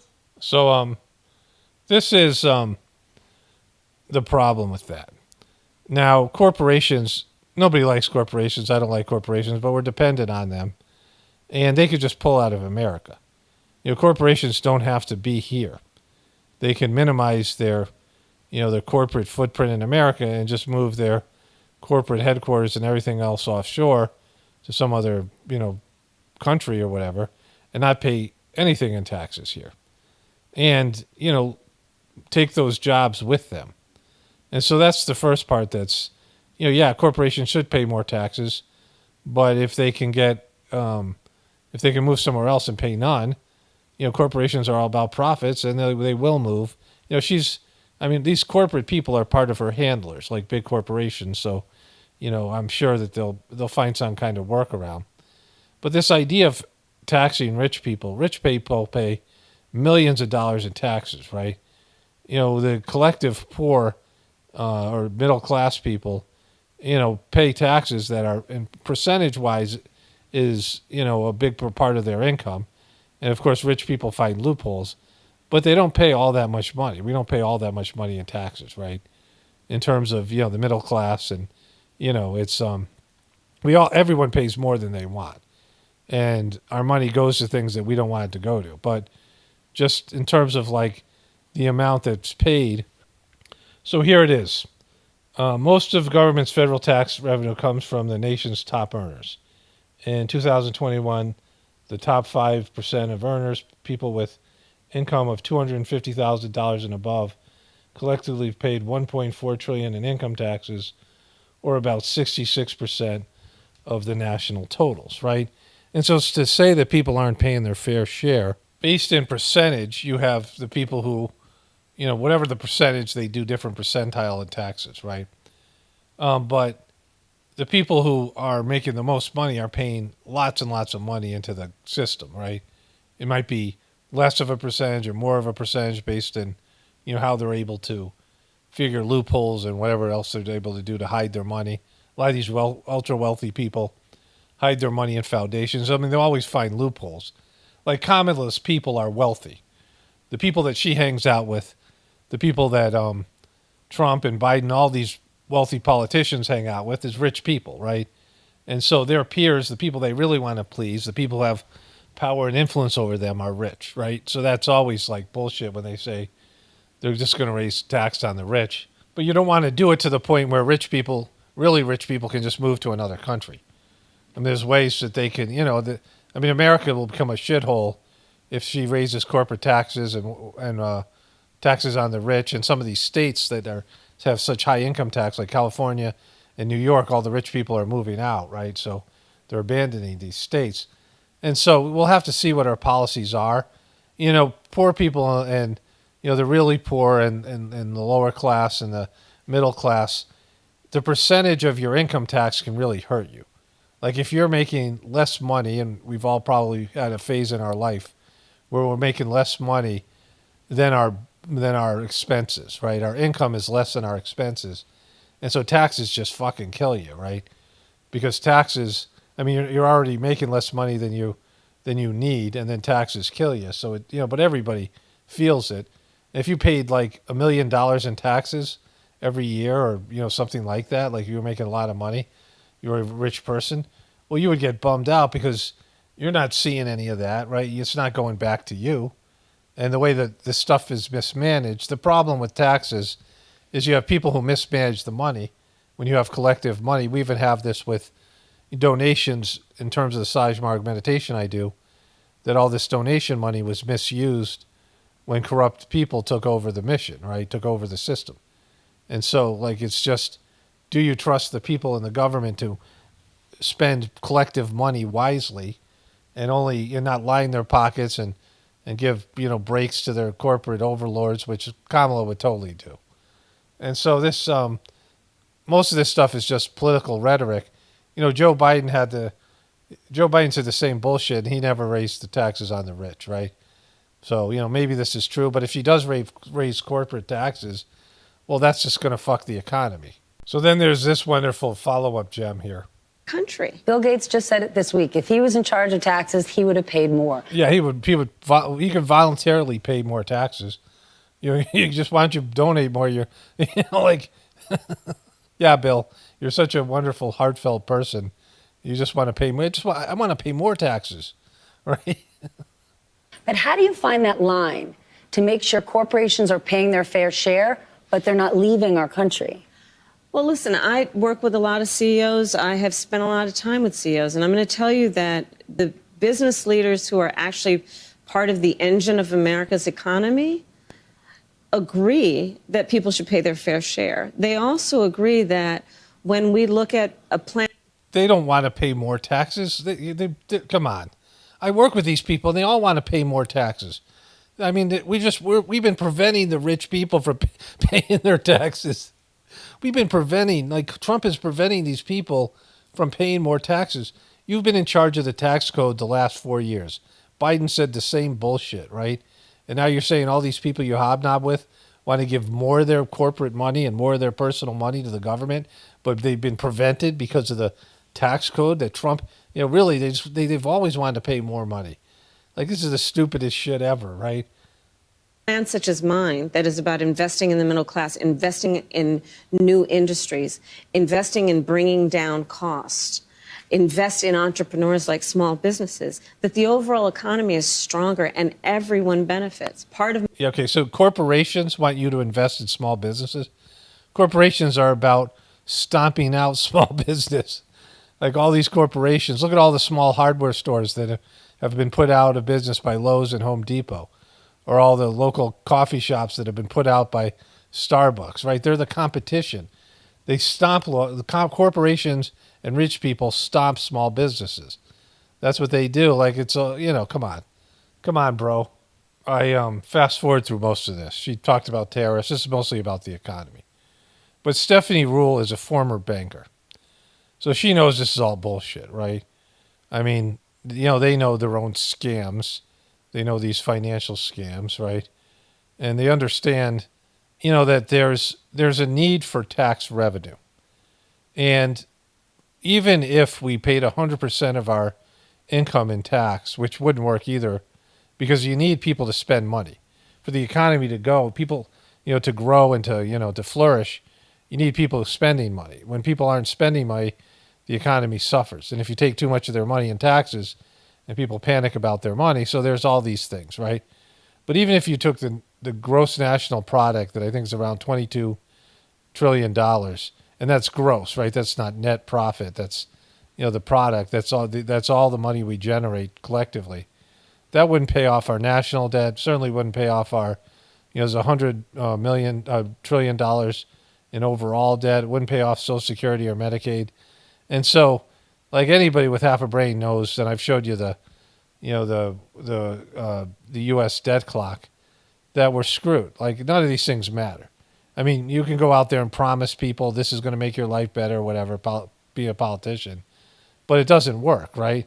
Like, it's people just believing in false promises. That's why I can't believe people listen to this shit on either side, because it can't be solved. Like, they're lying to you. They're fundamentally lying to you. Here she gets into inflation. But need the fuel to be able to actually achieve the goal. His plan is not serious when you lay it out like that, but a serious problem over the last few years has been inflation. Luckily, it's cooling, but prices are still high. Yeah, I agree with you. You've said you want to take this on by going after those who engage in price gouging. Yeah. But as somebody who supports free markets, who's a capitalist, how do you go after price gouging without implementing price controls? Because once we get in this zone, people start to get worried and they say, I don't know what she stands for. So, just to be very frank, I am never going to apologize for going after companies and corporations that take advantage of the desperation of the American people. And Okay, so, this is a complete lie, because this isn't about price gouging. This isn't companies that are charging more money for their goods and services. It's because inflation is way worse than they're telling us it is, right? Because they were doing all this, and it wasn't just Biden and Kamala Harris. It was Trump who did massive bailouts because they closed the economy because of COVID. But even if they hadn't done that, the economy was fucked, right? And I've shown you the national debt clock. And so this all is just, for her to say, I'm not going to apologize for going after these price gougers. This is the same shit that Joe Biden said. They don't want to admit they're in charge of a failed economy, so they're blaming it on greedy corporations that they want to tax more, right? And these corporate people that she says she hangs out with who really want to pay more taxes, but they're not afraid to price gouge. Like, the whole thing is just bullshit, right? Now, as Attorney General, I saw this happen. In the midst of an emergency, whether it be an extreme weather event or even the pandemic, we saw it, where those few companies, not the majority, not most, but those few companies that would take advantage of the desperation of people and jack up prices. No way. They did that? That's just un-American to jack up prices. It's a supply and demand market, and that's what they do. And she's not going to stop that, right? It's just silly. Inflation is the real issue. They don't want to admit to that inflation is out of hand, and they didn't know how to deal with it. And she has the same people working for her that Biden had, and Trump isn't going to deal with it any better either, because it can't be fixed. Inflation cannot be fixed, right? This is, a time where if they told the American people the truth, there'd be outright panic and no one would give a shit about voting because they realize how screwed they are. Okay, so I'm going to wrap this up here. Like, she's a rodent. She's like a living, human rodent. It's like a rat. And so I want to wrap this thing up here. I want to show the very end. I don't know how that's going to end, but it's going to suck. And she asked about immigration here. We're at capacity. And many feel like the government has said to them, well, adapt, sit down, be quiet. This is how it is. What would a Harris administration do for those communities who've taken in many, many legal immigrants but are at capacity? Well, first of all, we do have a broken immigration system, and it needs to be fixed. And if we take a step back, months ago, some of the most conservative members of the United States... Okay, so this is the old story. This is partially true. They tried to pass some immigration reform, and Trump wouldn't let them. But you just said we have a broken immigration system. They changed Trump's immigration policies. And people, when Donald Trump left office from all these countries, said this is our opportunity to go to America because we don't know what's going to happen in 4 years. And there's an immediate immigration crisis, which is completely on them, and they haven't been able to fix it. And you can say, well, the Republicans blocked it. Yeah, to some extent. But this was something that was 3 months ago, and they've had 3 years, right? Which Trump would have pointed out, and this woman would have pointed out if she was doing a real interview. What the woman doesn't get to here is that the majority of people think Joe Biden is senile, and she has been saying he's a rock star, and yet they replaced him with her. There must be a reason for it. And that reason is the Democratic establishment also felt like Joe Biden was senile and, kicked him to the curb. And why she went along with this and covered for him for 4 years. When she knew way back when she debated him, like you could see it, she was laughing at him that he was senile. She was laughing at him when he was having these gaffes and things, which is kind of effed up in its own right. But she's not going to ask that because this is not a real interview. Okay. So I guess there's some. Well, here it is. I ask you yes or no. At any point in your life, have you served 2 all beef patties, special sauce, lettuce, cheese, pickles, onions? Whoa! On a sesame seed bun, working at a McDonald's. Yes or no? That's it. I have. Okay. Now the other job. Okay. It was not a small job. Like, I did the fries. I mean, You did the fries. That's you fried French fries. You dropped fries into those baskets and put them in, the worst kind of oil that kills people, polyunsaturated fat that's deep fried and congeals in people's parts. And why are you proud of that? Like, why is there even a debate about her working at McDonald's? Right? Like, if she's lying about that's fucked up, but working at McDonald's isn't some badge of honor. yes, okay, for a but small I did. period of time. But then let me ask you about a big job. But to your point, if you don't mind, before you Please. get to the big job, there's a part of the reason I even talk about having worked at McDonald's is because there are people who work at McDonald's in our country who are trying to raise a family. I worked there as a student. I was a kid who worked there trying to raise families and pay rent on that. And, are you really concerned about McDonald's employees? Are you really this concerned about McDonald's employees? And I think part of the difference between me and my opponent includes our perspective on the needs of the American people. Oh my God, just stop. It's just so icky. It's so icky. Like, you're just so freaking icky. Here. Detail. Yeah. But the economy is an unpredictable beast. It's an unpredictable beast. We finally agree on something, rat woman. And you are running for a job that takes extraordinary the beast part. instinct and guts. Yeah. What's the last time you had to make a gut decision? Wait for it. This here is very prescribed, it's very controlled. Yeah. Wait for it. Probably the biggest gut decision I've made. But first, she said this here is very prescribed and controlled. They have teams of people who are giving her all these lines to say.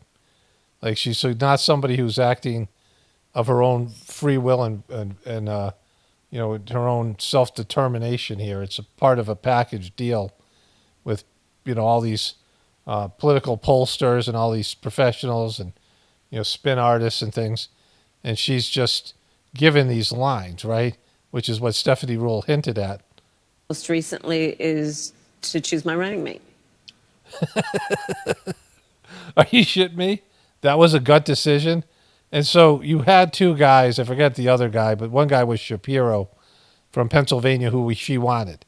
Everyone thought it was going to be Josh Shapiro, but the liberals in the Democratic Party who are anti genocide in Israel, they called him Genocide Josh, which was a wonderful nickname.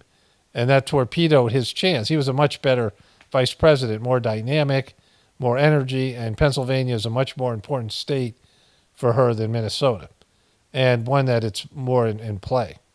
And he would have delivered Pennsylvania for her most likely.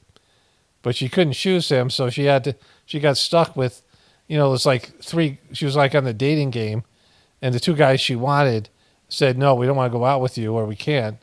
And her handler said, you can't choose them. So you got to choose this other guy. And they chose the safe pick, who is not safe. He's weird as fuck, and his wife is crazy. But that's not a gut decision. Like, just a lie. Like, you don't have it. You don't have any gut decisions, right? Yeah. There were lots of good, incredible don't shake your head. candidates. And ultimately, that came down to a gut decision. I know I'm at No, it didn't. That, like, of all the things you're saying, your running mate, which is your only decision that you've made during this campaign, it's all been handed to you. They gave you Joe Biden's platform. You have Joe Biden's people. You didn't pick your own team of people. And you have to pick somebody, and you just made it on your gut decision. You didn't you weren't told by your handlers? Get the fuck out of here, right? Time, but then I just want to ask you a question from my gut. Okay. Because today we're talking about we're talking about the economy. Yeah. And people don't think often about reproductive rights being an economic issue, but it is. It is an economic issue. You tell them, rat girl. Woman's ability to plan her future, her education. Like her, she's got that Joker smile too. Her life. Like, see right here? Like that weird. Today, and in the last few days, Donald Trump keeps talking about it and how in overturning Roe v. Wade, he helped women. He protected women. He says they're miserable today. They're poorer today. They're more vulnerable today. He said he will be the protector of women if elected. Can you respond to that?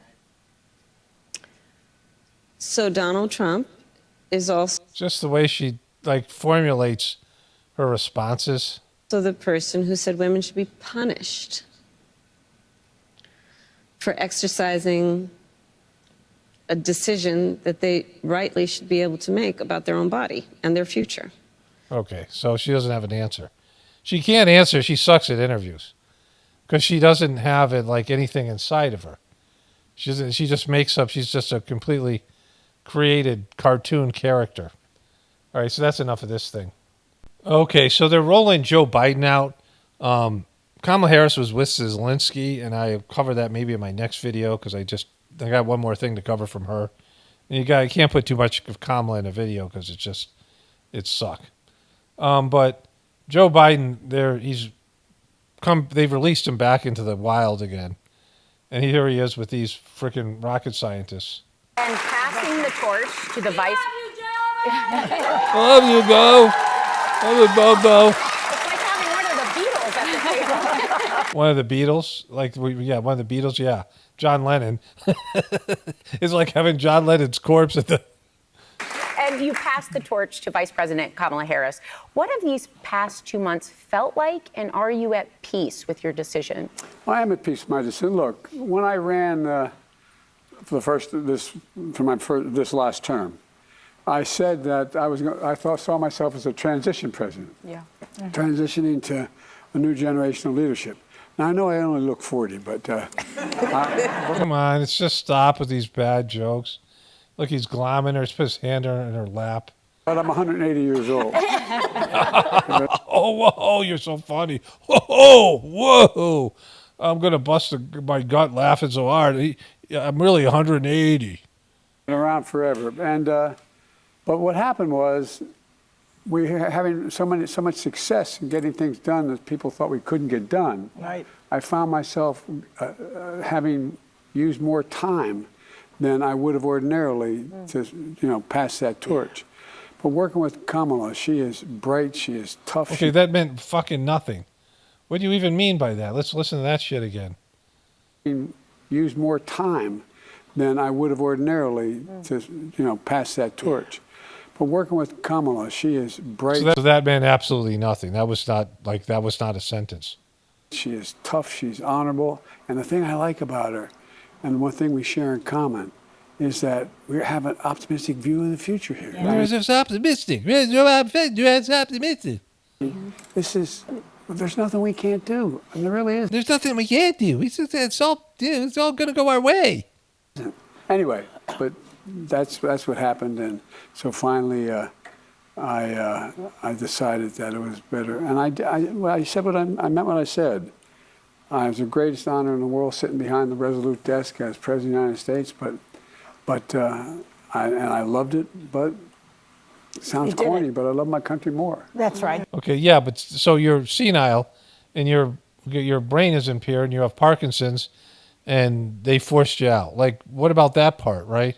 Like, why you guys acknowledge reality of what happened? He didn't want to fucking go.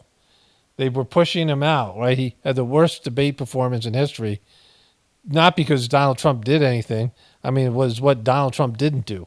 Donald Trump sat back and let Joe Magoo just torpedo his own debate performance, which is a big thing for Trump, right? But my God, that's not reality at all. That's just an incredible. That's an incredible thing that you did. Actually. Incredible thing that he was forced out by Nancy Pelosi and all these people he was pissed at. Well, Mr. President, the Vice President has been working hard to get her message out to voters, and she's been drawing large crowds. Crowds are a thing for some people. There is momentum among Democrats. For as long as you count right. There is some momentum among Democrats that we're seeing. As the only person who has ever beaten Trump, what advice have you given the Vice President about how to win? Be herself. Look, she is smart as hell, number one. Nope. Be yourself. That's the opposite of what her campaign. Her campaign is saying, don't be yourself. People don't like you. You beat her in the primary. She couldn't even believe it. You beat her with black voters, with people of color. People of color voted for you and liked you more than they liked her. Like, that's how bad she was in terms of her candidate. And so be yourself. What the fuck are you talking about, bro? She's tough. She was a first-rate prosecutor. She is a United States Senator of significant consequence.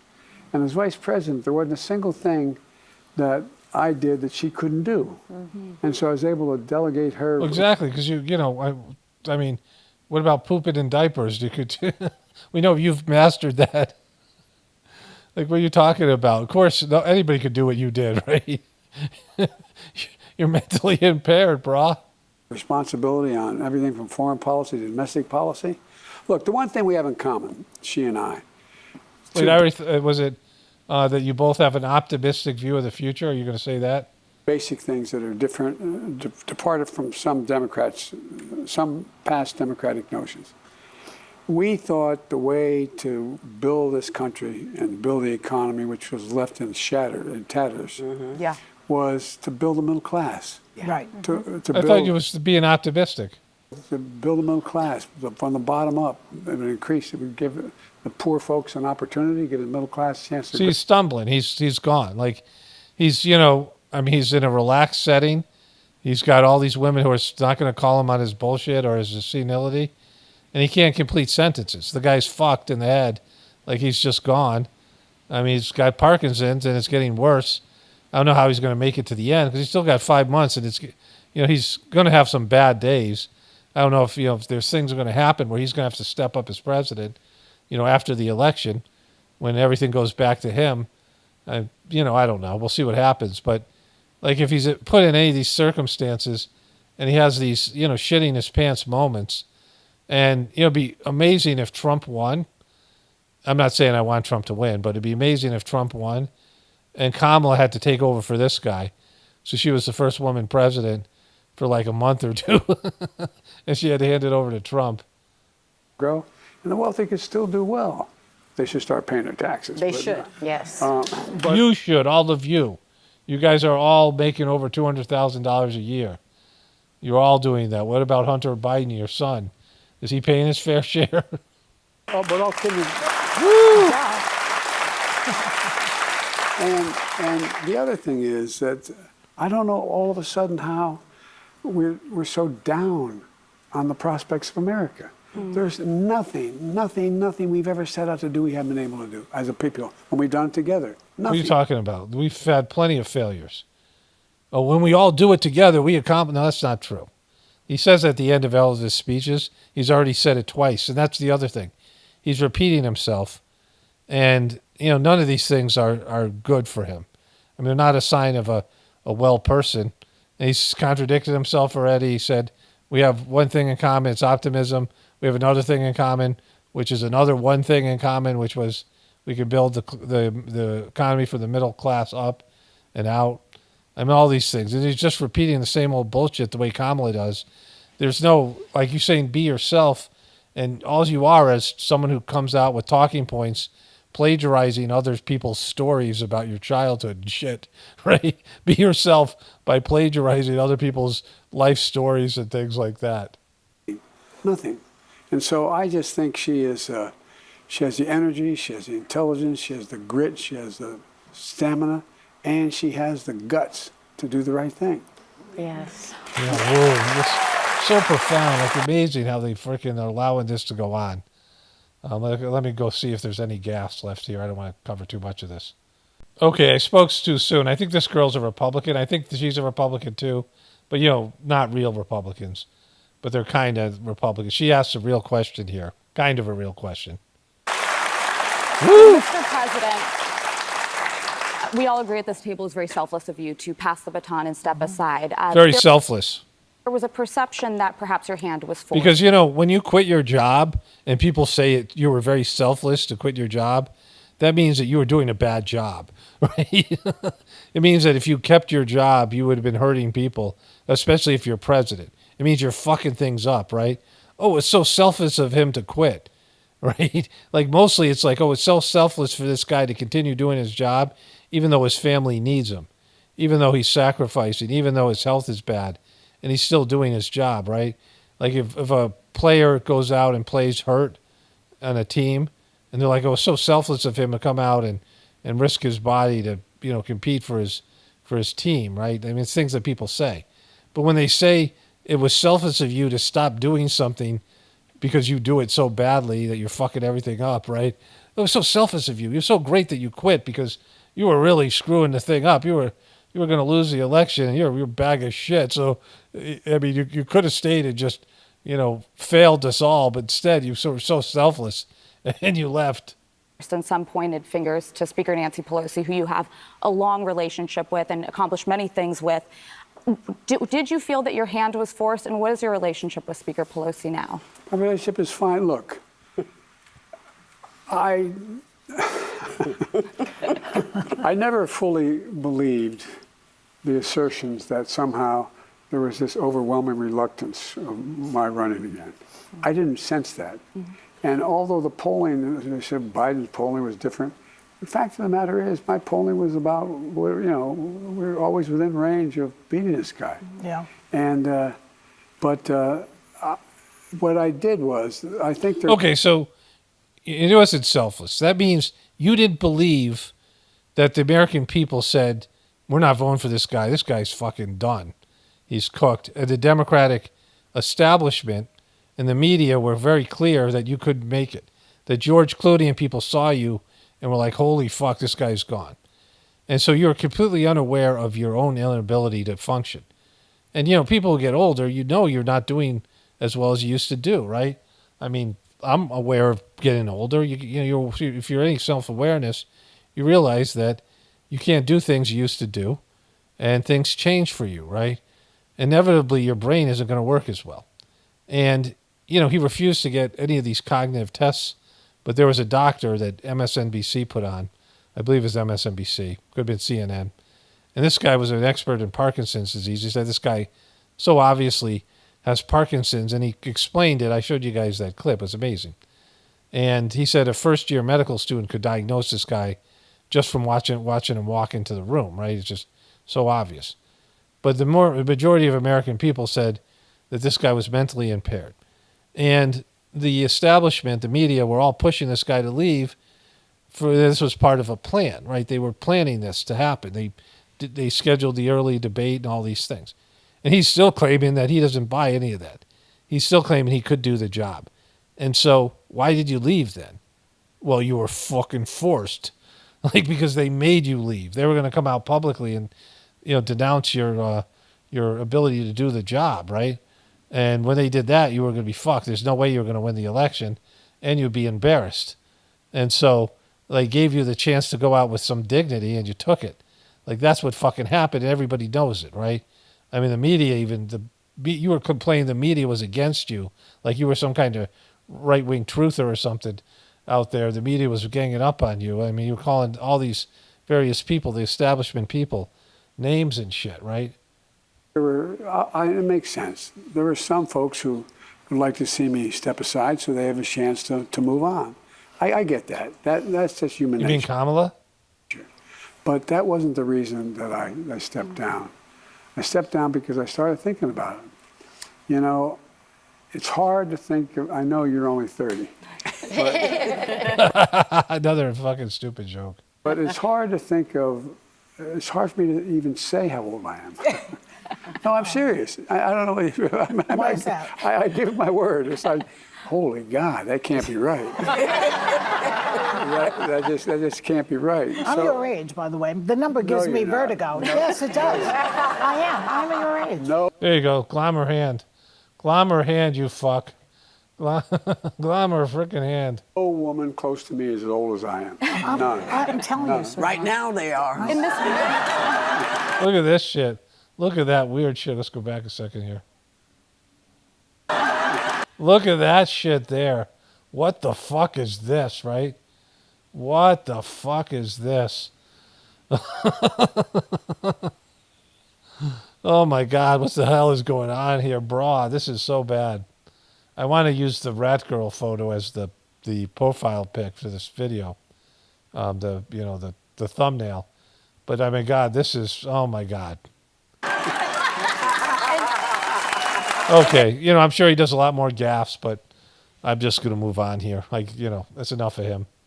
Okay, so Jake Tappers has Fire Marshal shill Nancy Pelosi on, who's kind of happy and giddy, and that she does that horrible smile until she gets pissed and she goes full banshee. Let me show you the beginning part here first. Former House Speaker Nancy Pelosi is here with us to discuss. Do you think she needs to be presenting more meat on the bones of, I get that she's from a middle-class family. It's great. Yeah, not really. And I get that she feels people's pains. Great. But what about, here are the 5 things I'm going to do directly for you? Does she need to be doing more of that? Well, she'll be doing some of that tomorrow once she'll put forth her economic plan. But people like to have a connection to whoever is running for office, that they share their experience, that they understand. You've ran unopposed. You know nothing about elections. She's got a couple of dice on her couple of dice testicles wrapped around her throat here with these weird beads. And their lives, and I think that's what. But she's never really ran in an election because she's running unopposed in California. She won the primary for to be elected, 60 years ago or whatever it was, right? But other than that, she's she doesn't know anything about politics in terms of that stuff, right? Maybe passing legislation. But anyway, so that was the beginning. And then he brings in Trump and she goes ballistic here. Alleged cognitive problems. Why don't they talk about Donald Trump's cognitive problems? Well, Donald Trump talked about that just a second ago, and I want to get your reaction. Let's run that clip. They laugh at us all over the world. They're laughing at us. And you know what they're really laughing at? Kamala, because they can't believe that she's going to be president. They can't believe. So she's going to be president, is she? So you're saying she's going to be president. Are you letting the cat out of the bag here? Are you conceding? Is this your concession speech? Fish boy, go and open his mouth for the microphone. Talk about cognitive problems. She's got bigger cognitive problems than he has, in my opinion. Donald Trump saying that Kamala Harris has bigger cognitive problems than Joe Biden. Why would you even cover that? This is a person who's not on the level. He is their nominee for president. He is incompetent. Let's not even talk about the. Look how upset she got. How dare you play a clip of Trump after covering Kamala Harris and running her ads for free? Earlier in this interview, he showed her new economic ad. So he ran her ad for free. He showed you her ad and ran it for free. Silliness of it all and the weirdness of it all and the assault on women that it is. We're not going to talk issues. Incompetent. The only thing he did as president when he had the majority was to pass a bill that gave a tax cut that gave 83 of the benefits to the top 1%, adding $2 trillion to the national debt. The worst job creation. Okay, so she's Fire Marshal shill, ladies and gentlemen. Okay, so Kamala Harris goes to Georgia, and what looks like mostly women of color gives a speech about abortion, not acknowledging that women of color are 5 times more likely to get an abortion, which is a form of genocide, right? If you're killing a certain race or a certain ethnicity's kids, babies, before they're born, like if you went and started killing little babies of a certain ethnicity, and you were doing it, let's say you were killing babies of all types, but you were doing one ethnicity 5 times more. So for every white baby, there'd be 5 black babies you'd be killing, right? And, and sort of this idea in terms of fetuses, you would say that's ethnic cleansing, right? It's a bad thing. And it's obviously targeting women of color. And so, like, she's a horrible person to go to a place like Georgia where there's, a high density of African Americans and talk to these women about the glorious nature of abortion, right? And so here's the first part. And it highlighted the importance of a Dr. Reddick. Because the courage, Dr. Reddick, that you are showing in the face of these arcane and immoral laws to stand so publicly and talk about your commitment to your oath and to the health and well-being of people who need to be seen and treated with dignity. And you're really good at killing fetuses. It's so extraordinary. And I do believe in moments of crisis, the world has a way of revealing the heroes among us. Yeah. Whoa, that's really true. That's what was so profound. So this guy who is aborting babies, killing fetuses, is a hero among us. And I would say, Dr. Reddick, you are one of them. Thank you. Boom, boom. You nailed it, right? So that's fucked up, first of all. And she's just so strange. And then this happens. Not have the right to make a decision about what happens to their body next? What about vaccines? That's immoral. It's immoral. That's immoral. It's immoral. And let us agree, and I know we do. One does not have to abandon their faith or deeply held beliefs to agree. The government should not be telling her what to do. Okay, so this was all about the government. Like, she has, the Democrats are the party of big government and telling them what to do. She wants to talk about price fixing for these companies that are supposedly gouging prices, right? And these types of things. Government overreach, which is the Democratic Party. But the federal government or any government can't give you permission to kill and can't absolve you of your so-called sins, right? What I would call your impressions. And so they can't say it's okay to have an abortion. And you can say, oh, the government says it's okay. Yeah, but does God say it's okay? Does your soul say it's okay, right? Is it something that you're not going to suffer emotionally because, or there's not going to be spiritual consequences? The government can't prevent spiritual consequences and, what people call karma, right? And so the government's just a joke. Like, it's not real. It's not a real authority. It's run by imbeciles and people like this. It's not run by healthy people, right? And the laws they make are sometimes so bizarre, and the things that they push on you are so unnatural, right? Not that, without government, people are great. No matter what it is, people suck. But nobody can absolve you of your sins. And if you kill your fetus, there's consequences. It's just that way. It's not because I want it that way or I care about it, because, it has nothing to do with me. But you should know about that, right? So she tells these sanctimonious stories here. They can go back a little bit further. And listen to what she does here. And they describe such an extraordinary life of a person. She was excited. She was working hard. She was a medical assistant. She was going to nursing school. So she didn't know this person. They just give her this story, right? Raising her 6-year-old son. She was really proud that she had finally worked so hard that she gained the independence. Her family was telling me that she was able to get an apartment in a gated community with a pool for her son to play in. Boom. Look at her just weave these tales of sanctimonious tales of these incredible people that have tragedy. Well, listen. She was so proud. And she was headed to nursing school. And her name, and we will speak her name, Amber Nicole Thurman. Amber Nicole Thurman. Say her name. Say her name, motherfuckers. Amber Nicole Thurman. That's right. What the fuck is going on here? And she had her future all planned out. I mean, well, this is supposed to be the Black Lives Matter. And if Black Lives Matter, you wouldn't be promoting abortion, which is 5 times more likely to kill a black life, right? I mean, it's a baby's a life. It's just so twisted and sick, right? Like, she's doing this to these people who are there and trying to promote something that is damaging their demographic, right? Is targeting their demographic. It's so fucked up. And it was her plan. You know, let's understand, just take pause on that for a moment. She had her plan, what she wanted to do for her son, for herself, for their future. And so when she discovered that she was pregnant, Kaboom. she decided she wanted to have an abortion. Okay. We're with you. But because of the Trump abortion ban here in Georgia, she was forced to travel out of state to receive the health care that she needed. But when she returned to Georgia, she needed additional care. So she went to a hospital.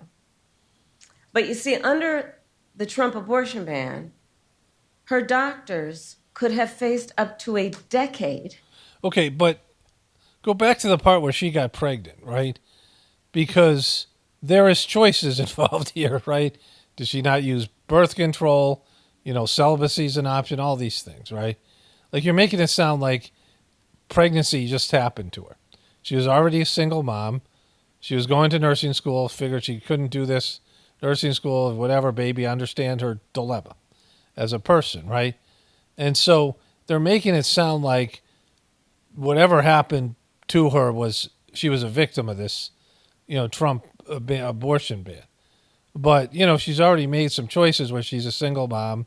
Again, we don't know what kind of background she came from, but she's murdering a fetus, right? Like, that's the solution to her problem that is, you know, generated by her having sexual intercourse with somebody in a way that resulted in her being pregnant. Like, so there is some accountability here on her part. In prison for providing Amber the care she needed. Understand what a law like this means. Doctors have to wait. And this isn't Trump's abortion ban. Like, that's not accurate description.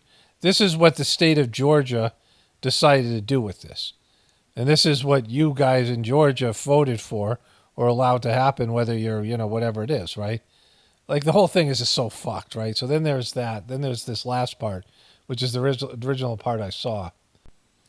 So this is kind of the best part here, where she starts to try to imitate Trump and J.D. Vance. Take action. You know, on the other side of my, you know, the other folks. Other folks? Who are you speaking of? Who are these other folks you speak of? What are you, one of the little rascals here, right? One of the Lollipop Guild and the Wizard of Oz? What is that expression there? Trump and his running mate. And they'll talk about, oh, well, yeah, but I do believe in the exception to save the mother's life. Okay, all right, let's break that down, shall we? Break it down. Let's break that down. Break it down. Let's break that down. Break it down. So, we're saying that we're going to create public policy. Okay, with you. It says that a doctor, a healthcare provider, will only kick in to give the care that somebody needs if they're about to die? Think about what we are saying right now. What are we saying right now? Saying that good policy, logical policy, moral policy. Yeah, moral. Don't bring morals into abortion. Like, that's where you lose you. You can't bring, especially someone who's never experienced having, you know, and this is what you guys talk about men, right? When women talk about men making decisions over their bodies. Men and women have a different bodily experience, you know, based in women's potential to be mothers. The difference in testosterone levels, we have different physical experiences. Men and women's bodies affect their perception of their lives and their internal worlds and things like this, right? So a woman who has had a body and a baby inside of her, right? A woman who's had a human life inside of her, and, you know, it depends on your sensitivity and your intelligence level and how you perceive, it's all, relative. But women, before and after being pregnant, it affects them, right? It changes them, their experience. And men don't have that, right? And, any woman who's been a mom, like your adoptive mom or whatever, it's the same thing. Or women who are in motherly roles. There's women who just end up mothering, playing a motherly role. You can have that, in a different way with animals or whatever it is. Or you could be a boss, a woman who's in charge of something, and she's, motherly, and her motherly capacity comes out in that way, right? But Kamala isn't very motherly at all. Like, they call her Mamala, and she is whatever she is in terms of those kids, but she doesn't have like that mother energy, right? So she doesn't know what's like to have a life inside of her, specifically about this idea of abortion, what it's like to have a baby there. Any woman who's been pregnant, every woman who's had a miscarriage, any woman who's had an abortion, they've had this kind of experience, and they know what it's like to experience that loss. And there's no morality in it, right? It's something you have to do, you feel like you have to do, and maybe you even do. It could be health related, it could be circumstance related. I understand why women get abortions. I'm not saying, I'm not telling them what to do or not to do. Like, I can't say. Like, I can't say what to do. It's not my choice to make, right? But you should know that there are going to be consequences. It isn't something the government can just, like I said, they can't absolve you of the consequences of murdering the fetus that's inside of you. Even though, other people are responsible, the man who impregnated you, the society itself, everything, right? Like, you end up, the choice is on you, and the consequences are on you. And there's depression and other things that set in, and, there's bad things that come of it, right? And so, like, for her to call it a moral issue, like not allowing women to have abortions is immoral, but doing an abortion is completely moral? Come on. Like, it's just so twisted.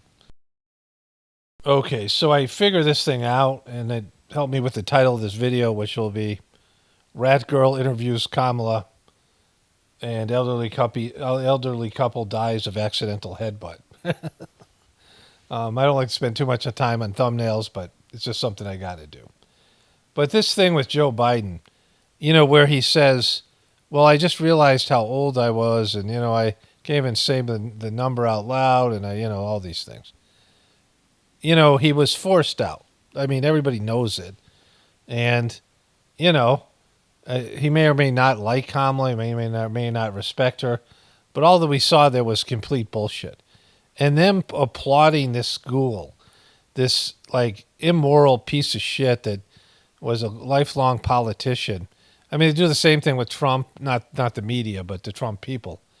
But to exalt someone like this, exalted one, like this person's a good person, someone that you want to look up to, a Mahatma, a great soul. Like, these people are pieces of shit. They're the bottom of the barrel, right? They're horrible fucking people, all of them. Like, all the media people, all the celebrities, all these people, right? They're horrible people. And when a story breaks like Diddy or Jeffrey Epstein or any number of these stories, or the Hunter Biden, these are the real, this is what like a glimpse into what they are behind closed doors. They're the worst of the fucking worst, right? And to pretend they're not, and just like, it's how stupid do you think? I mean, I know most people are very stupid, but how stupid do you think people are? At least the smart people who can see through this. It's embarrassing for you. Like, for all of us who can see through it, you're like the worst people. You're so embarrassing because you're allowing these lies and this false reality to be perpetrated. Okay, let's get to the other stuff here. So there's a great moment here in this Kamala Harris speech, right? Not a great moment for me. And when I originally saw the speech, I accidentally clicked on it. Like, I was fast forwarding, and I found this one line that I wanted to show you guys. But then I had to restart my computer, and I lost all the. I had three different. I had the YouTube video up, and I had it bookmarked at 3 different locations, so I didn't have to go through the whole thing again. But then I had to go through the whole thing again, which sucked. And I forgot about it. I was like, forgot about which, I remember 2 of the things I wanted to show you. And I showed you a few more things as I found them because I had to look through it again. But I forgot about this one moment because it's something I used to say all the time. It's a meme. It's the shame on you. No, how dare they? How dare you? How dare you? How double Dutch dare you? That's what I should bring that back. That was fun. How dare you? taking care of the women and children of America? Where you been? How dare they? How dare they? Come on. How dare you? How double Dutch double dog dare you? How dare you? Freaking out. How You're dare breaking out. you? It's How all right. dare Settle you? down. Anything you want that, but the bottom line is very clear. When you cross the border illegally, you have given up the. How dare you be so flippant, man? Well, we say, how dare they? You know, it's funny and it's mockable, but the sanctimonious stuff's got to go. The sanctimonious victim consciousness, how dare you? How dare you? You know, all these people who are horrible people. Like, just take care of yourselves. Fix yourselves. Your character sucks. You're a piece of shit. Don't say how dare you to other people. Right? Just worry about yourselves. Like, well, you know, the bullshit that you're doing. Like, get all sanctimonious. How dare they? How dare you? How dare you? You know, just the sanctimonious crap has got to go. Okay, so Netanyahu, I don't know what that yellow ribbon stands for. It's probably the hostages. He's got an Israeli flag there. This must mean the hostages, right? But he went to the UN, and, you know, the UN sucks. The UN's horrible. And, you know, there was a guy, the reason I saw this, there was a guy on, I think MSNBC or CNN, but I think MSNBC. And I turned it on, and they were doing this speech. And all kinds of people walked out. There was a number of speeches, and they walked out when he gave the speech. Because, you know, I mean, everyone's just like, a lot of these countries are over this bullshit with him, right? In Israel. And, you know, the UN has been complicit in the, like, horrible treatment of Gaddafi and Libya. And, you know, the Iraq War, we all know that Saddam Hussein did not have weapons of mass destruction and had no connection to, you know, Al-Qaeda or any of that stuff, right? And yet they killed 1 million Iraqis. I mean, we did. America and, you know, the UN was a part of that, NATO. And the UN went along with some of these, you know, horrific wars. Wars of, you know, of oil and, you know, of military-industrial complex bullshit. The UN ordered America and other countries to take down Gaddafi when he was going to reach the Millennium Development Goals. There was a UN program. He was one of the few countries that was going to reach it, right? And so they've backed some bullshit, right? But even the UN won't back this guy and the crap that he's doing. At least not, you know, in terms of their rhetoric. And so this guy comes on, a pro-Israel guy, and says how bad the UN treats the Israelis. And, you know, they're committing a genocide right now. So with that, you know, in mind, this is what happened. This is what he said. The singling out of the one and only Jewish state continues to be a moral stain on the United Nations. Okay, why would there be more than one Jewish state? I mean, why would there be any? Because that's a religion that is also a country, which is a unique situation.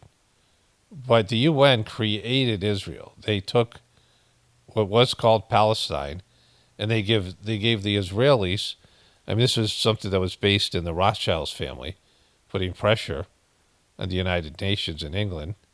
And they, you know, they had to deal with the whole Palestinian thing, which was connected to like a British territory or whatever. And so they partitioned Israel and gave Israel all the good land, even though they were a fraction of the people there. Like they were like 5 or 10% of the population. And so the UN was good to them. Like Palestine isn't even recognized as a country, right? It has made this once respected institution contemptible in the eyes of decent people everywhere. But really? For the Palestinians, this UN House of Darkness is home court. Okay, so the Palestinians don't have a seat at the table. They're not even recognized as a member state of the United Nations. The Palestinians don't have, it's no two-state, that's why they say two-state solution, because they're not a member state. The Palestine is not a part of the United Nations. They don't have a voice at all. Like they don't have a person that can go up.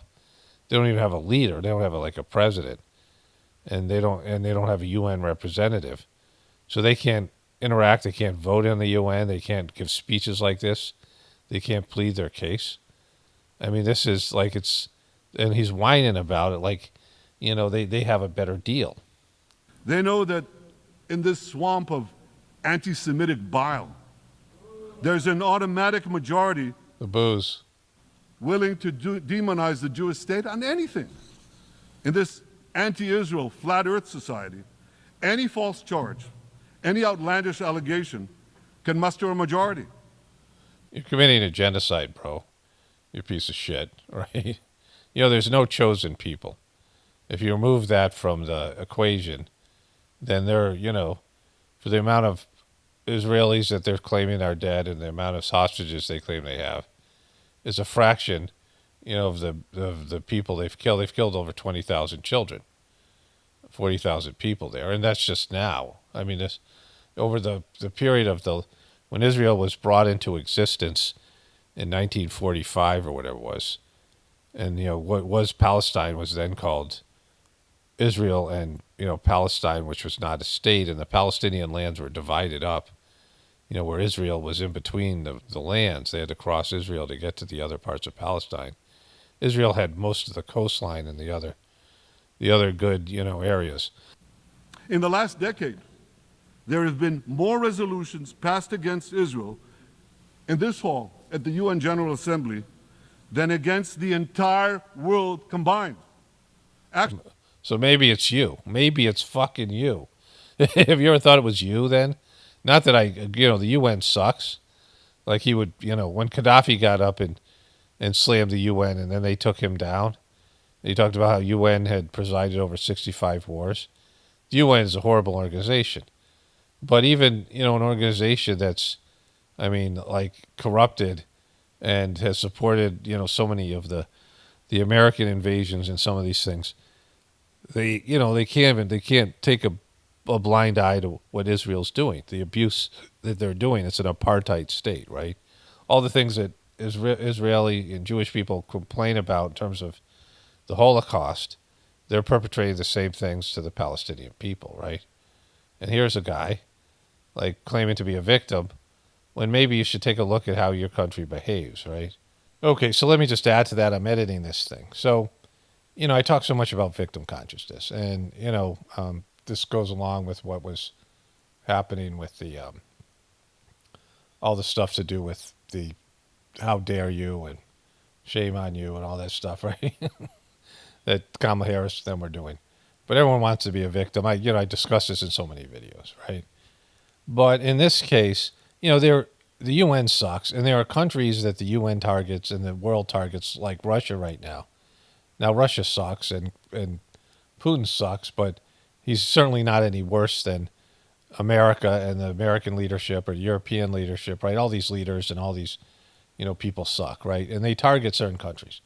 And so you can say their targeting of Russia is legitimate. Russia has a legitimate complaint. It's not fair for the Olympics to not allow Russia to compete and all these things.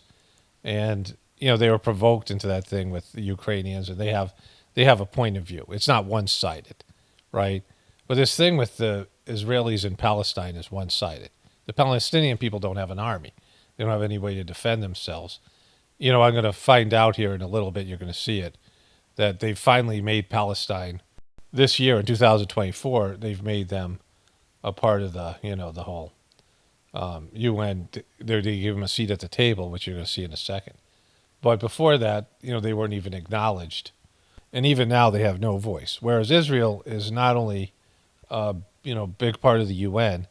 Israel is backed by both the United States, which is the most powerful part of the UN, and the UN is in America. They're backed by the Americans, right, wholeheartedly, and also England, which the British Commonwealth has 150 votes or something. There's all these British Commonwealth countries out there that are part of the UN. So Britain itself has a majority vote in the UN. So for them to be prejudiced against, they have to be really behaving badly. There's sometimes the world's against you because you're doing right and you're, justified. and it's because you're doing the right thing that the world comes up against you. But for Israel, it isn't the case. What they're doing is selfish, and his point of view is wrong. And, you know, sometimes you have to bow down before the collective. Like, if all the other countries are like, hey, you got to knock this shit off, you're going to be like, all right, maybe we should listen. But no, he doesn't, right? Because they can't, because they have an agenda here, which is to take over all of Palestine. Actually, more than twice as many. Since 2014, this body condemned Israel. So I guess they're his state of Palestine. But they're like not a member state. Let me just check that out. In 2015 to 2020, in recognition by September 2012, with their application for full membership stalled due to inability of the Security Council members to make unanimous recommendations, the Palestine Authority had decided to pursue an upgrade in its status from observer entity to non-member observer state. So they're not a member state. Like, Israel's a member state, and they're a non-member observer state. So they get to sit there and observe, but they can't do shit about it, right? Why was Palestine ever a member of the United Nations? As of June 2024, the state of Palestine is recognized as a sovereign state by 146 of the 193 member states of the United Nations, or just over 75% of all members. It has been a non-member observer state of the United Nations Assembly since November 2012. So the United Nations had just, since Israel's pulling this bullshit, has just made them a member state. And it's the majority of nations, not the U.S., by the way, but 75% of the rest of the world sees what's going on and has at least enough of a frickin' backbone and conscience to bring Palestine in. They're finally a part of the UN, and this guy's claiming and whining about it as they committed genocide against the Palestinian people. 174 times. It condemned all the other countries in the world 73 times. That's more than 100 extra condemnations for the Jewish state. Have you ever looked at yourself? Like, you think of a way, if the world hates you, maybe it's you, right? Like, sometimes it's not, but in this case, maybe it's you. Like, the majority of the time, if everybody hates you, then maybe you should take a look at yourself. Like, why are you so hateable? Like, what are you doing wrong? How are you contributing? Maybe it's not everybody else is wrong and you're right. Maybe, it's like you who sucks, right? At least you partially suck. At least you are contributing to it. I talk about how hate is, something that's inside you. Your hate is your hate. The object of your hate is, what you're focusing your hate on. It's one of the great Sajmark teachings. But this isn't hate towards Jewish people. This is Israel behaving badly.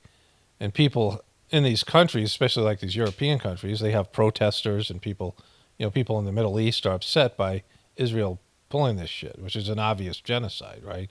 This isn't about them being hated. This is about their behavior. This is behavior. This isn't who they are as a religion or who they are as a people. This is about the behavior that they're exhibiting towards the Palestinian people and the murdering of Palestinian citizens and kids and all the rest of it. What hypocrisy. What a double standard. What a joke. So the UN's hostility.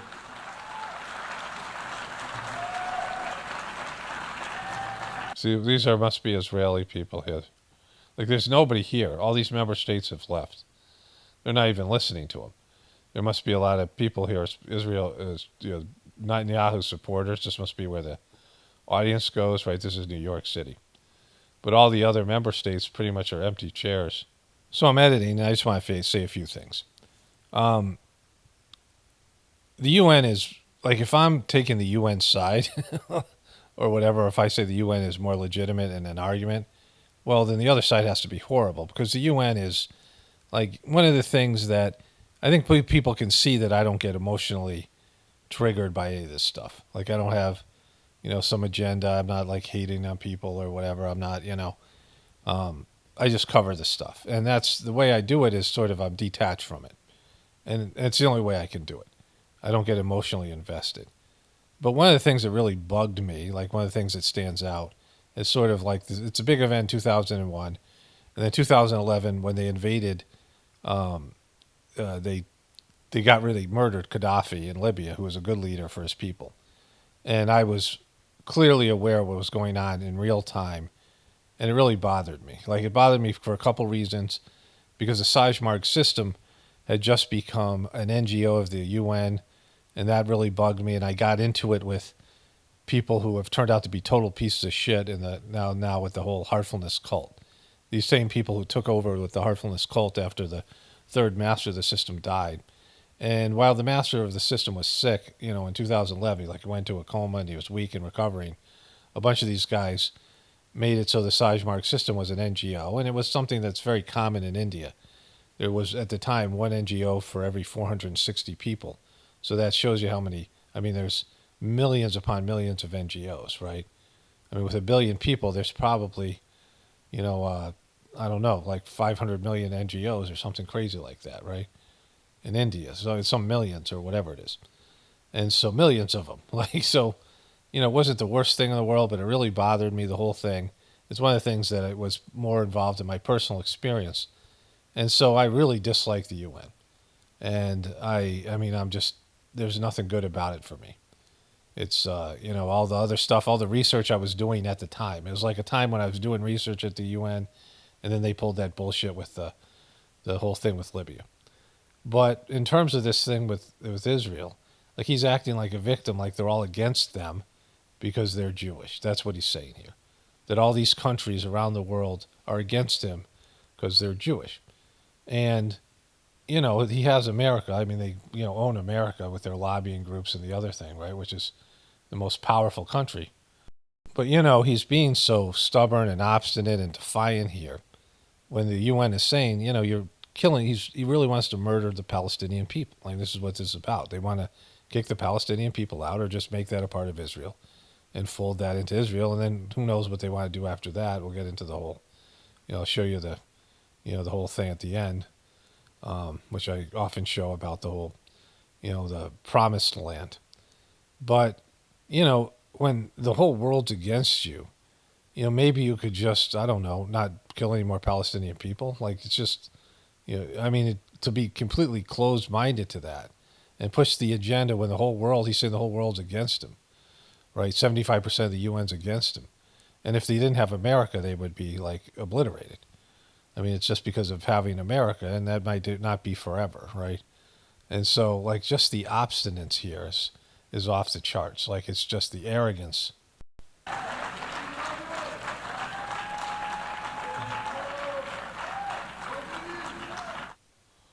So, the New York Post is very pro-Netanyahu in Israel. But here's the real problem. Joe Biden says he's a Zionist. I would assume Kamala Harris, if she had to answer, she probably doesn't know what that is. But if she had to say, she would say she is.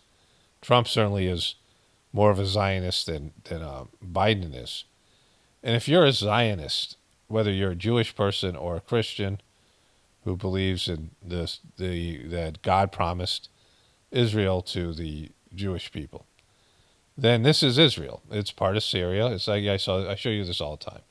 It's a big chunk of Egypt here, and it's around this ocean. It's got the Red Sea and the Mediterranean Sea and the Persian Gulf. And so it's a small landmass between three major oceans that all the Mediterranean Sea is beautiful, and they have, vacation land here. There's supposed to be a lot of oil and natural resources, natural gas off the coast of Palestine. That's one of the reasons why they want that. But if they get this area, it is some of the best area and land in the Middle East, right? The Persian Gulf is a big place for shipping, and these things, a lot of oil flows through there, the Red Sea. And so they would have a lot of great property in a very dry, desert-like, hot place in the Middle East, right? And it's crucial to, this is part of Africa, there's a lot of resources in Africa, all these things. And so one of the things Netanyahu wants to do after he liberates Palestine is to go liberate the Africans, from their resources. And so, if you're a Zionist, this is what you think God promised the Jews. This is not true. God doesn't promise land. There's no promised land. There's no, There's none of this shit. That's just you're using God as an excuse to push an agenda of land acquisition. But there are people who believe in this, and the American government believes in this. A lot of them, a lot of the people in the American government are Zionists, and they agree with this. And the UN, which sucks, is, against it.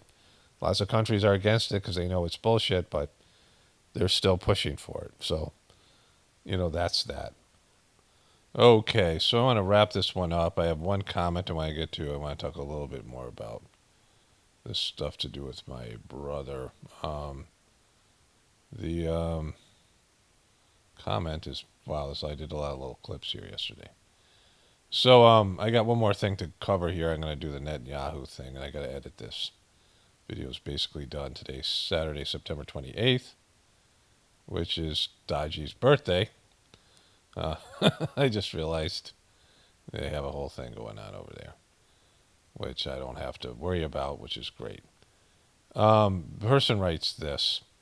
This is to the video entitled Irrefutable Proof Politics is for Dummies.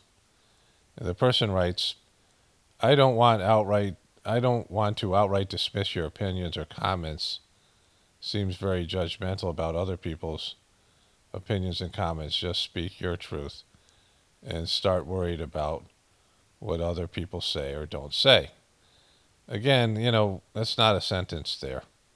And I do dyslexic stuff all the time, but if you're going to do voice to text, you should at least proofread the thing.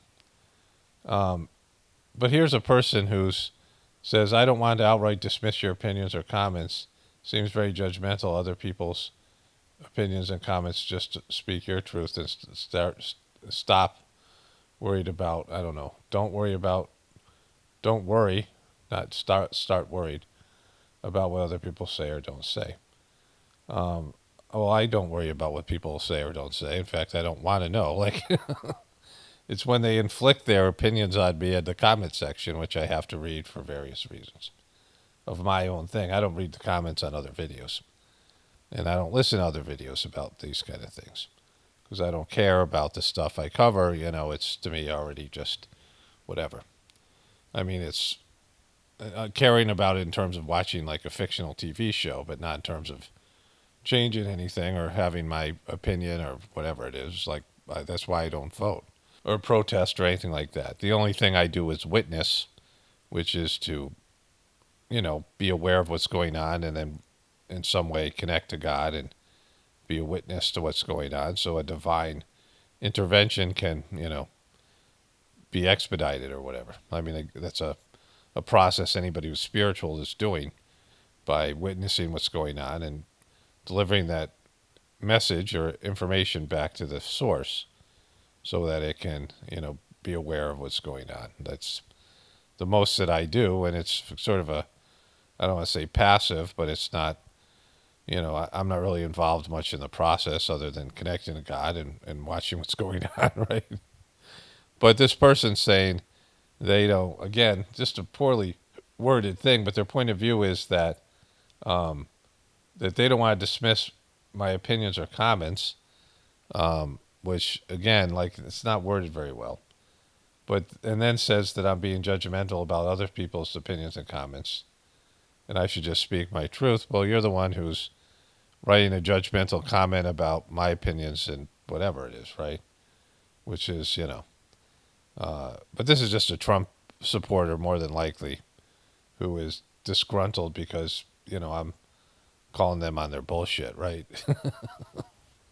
There's just all that ways of they're voting, they're part of the political process, and they believe in it, and they want to believe in it because they have nothing else. And this is similar to what I'm dealing with my brother, which I said, right? He's, older, he's in the end of his life, and he's been connected to the Sajmarg Heartfulness cult now, institution, and he's a part of the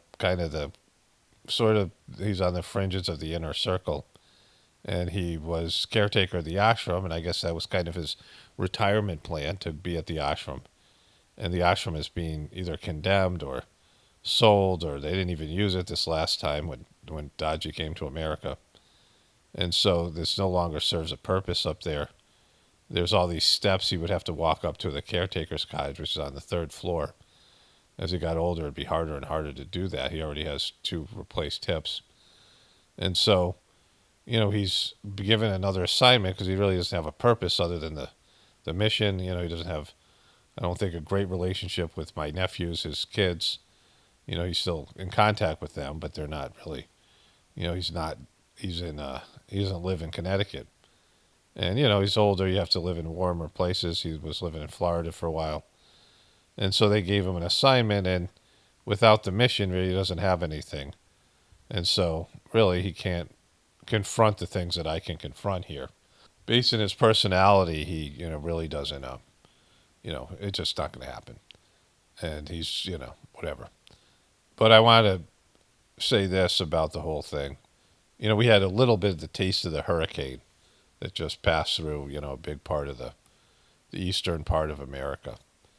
And, we got some rain, and the wind was kind of severe, and, we were kind of aware of it with other people that that were going through it.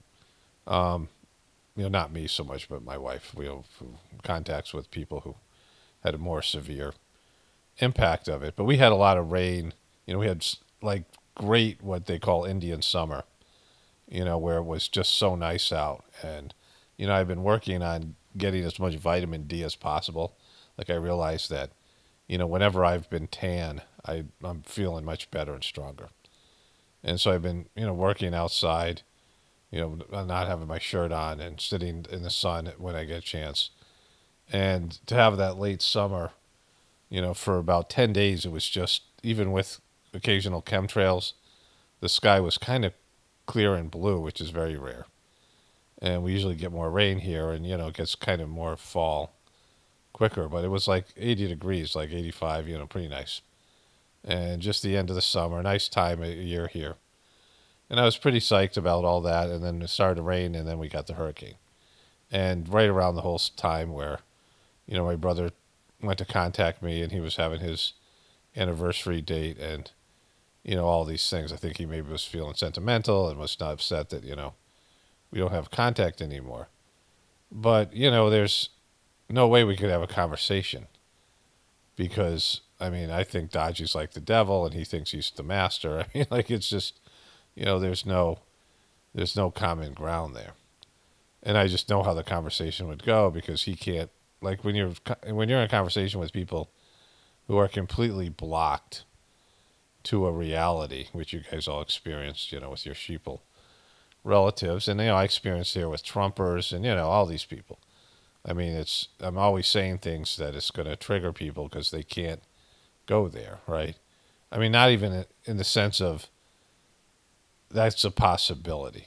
Like, my brother can't think about what I'm saying as a possibility. Trumpers can't think about Trump being a part of the whole thing, being compromised. It's not a possibility. And what your belief is a threat to them.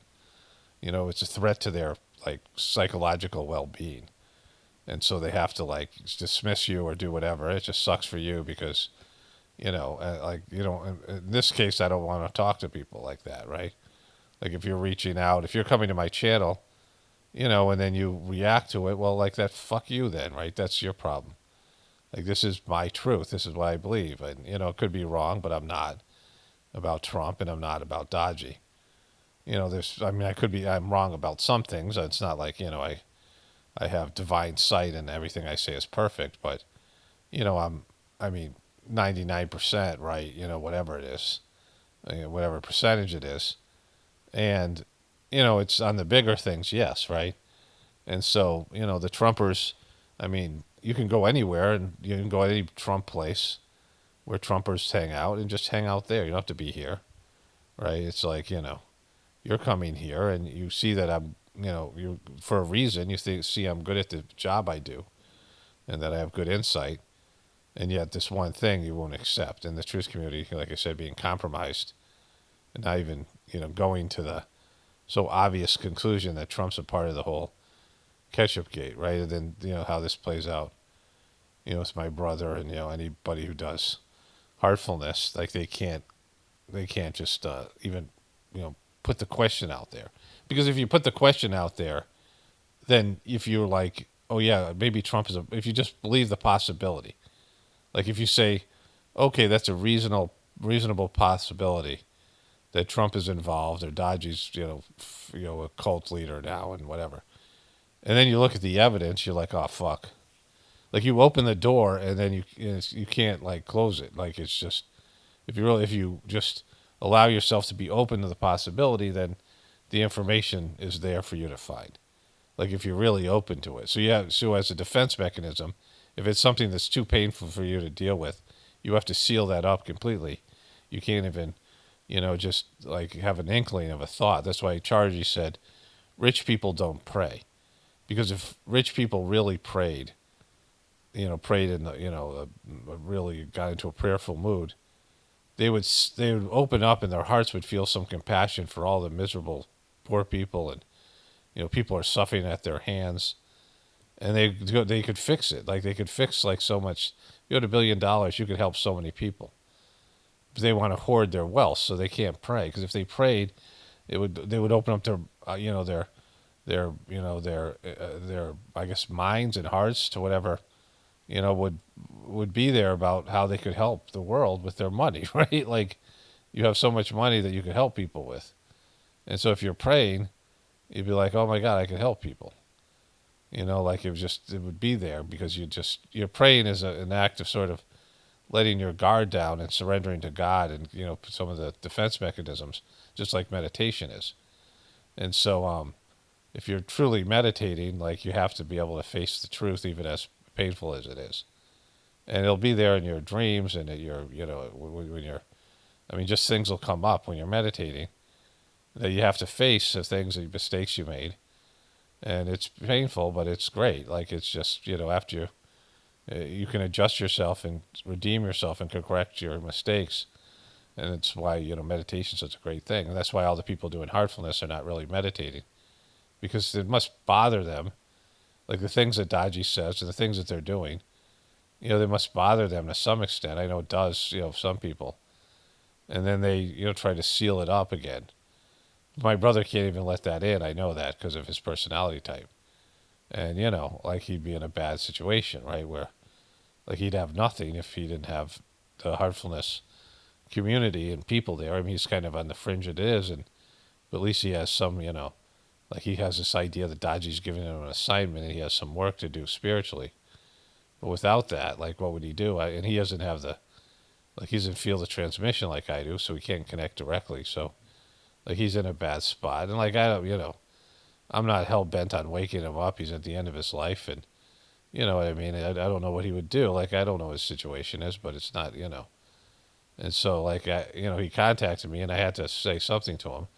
And I knew he wouldn't listen to it, but I put that voiceover, that people can hear in the Journey series I just put up. But, I've done this long enough to where, like, if somebody is not open to these ideas, and I'm only, they're very light on my part. Because, like, it just doesn't matter. Like, the system's going to collapse, and that's also some of the Sajmark teachings.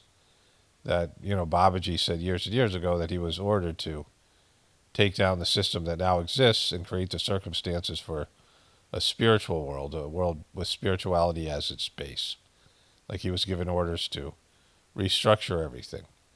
And he talked about in this chapter called My Vision and other books and talks and things.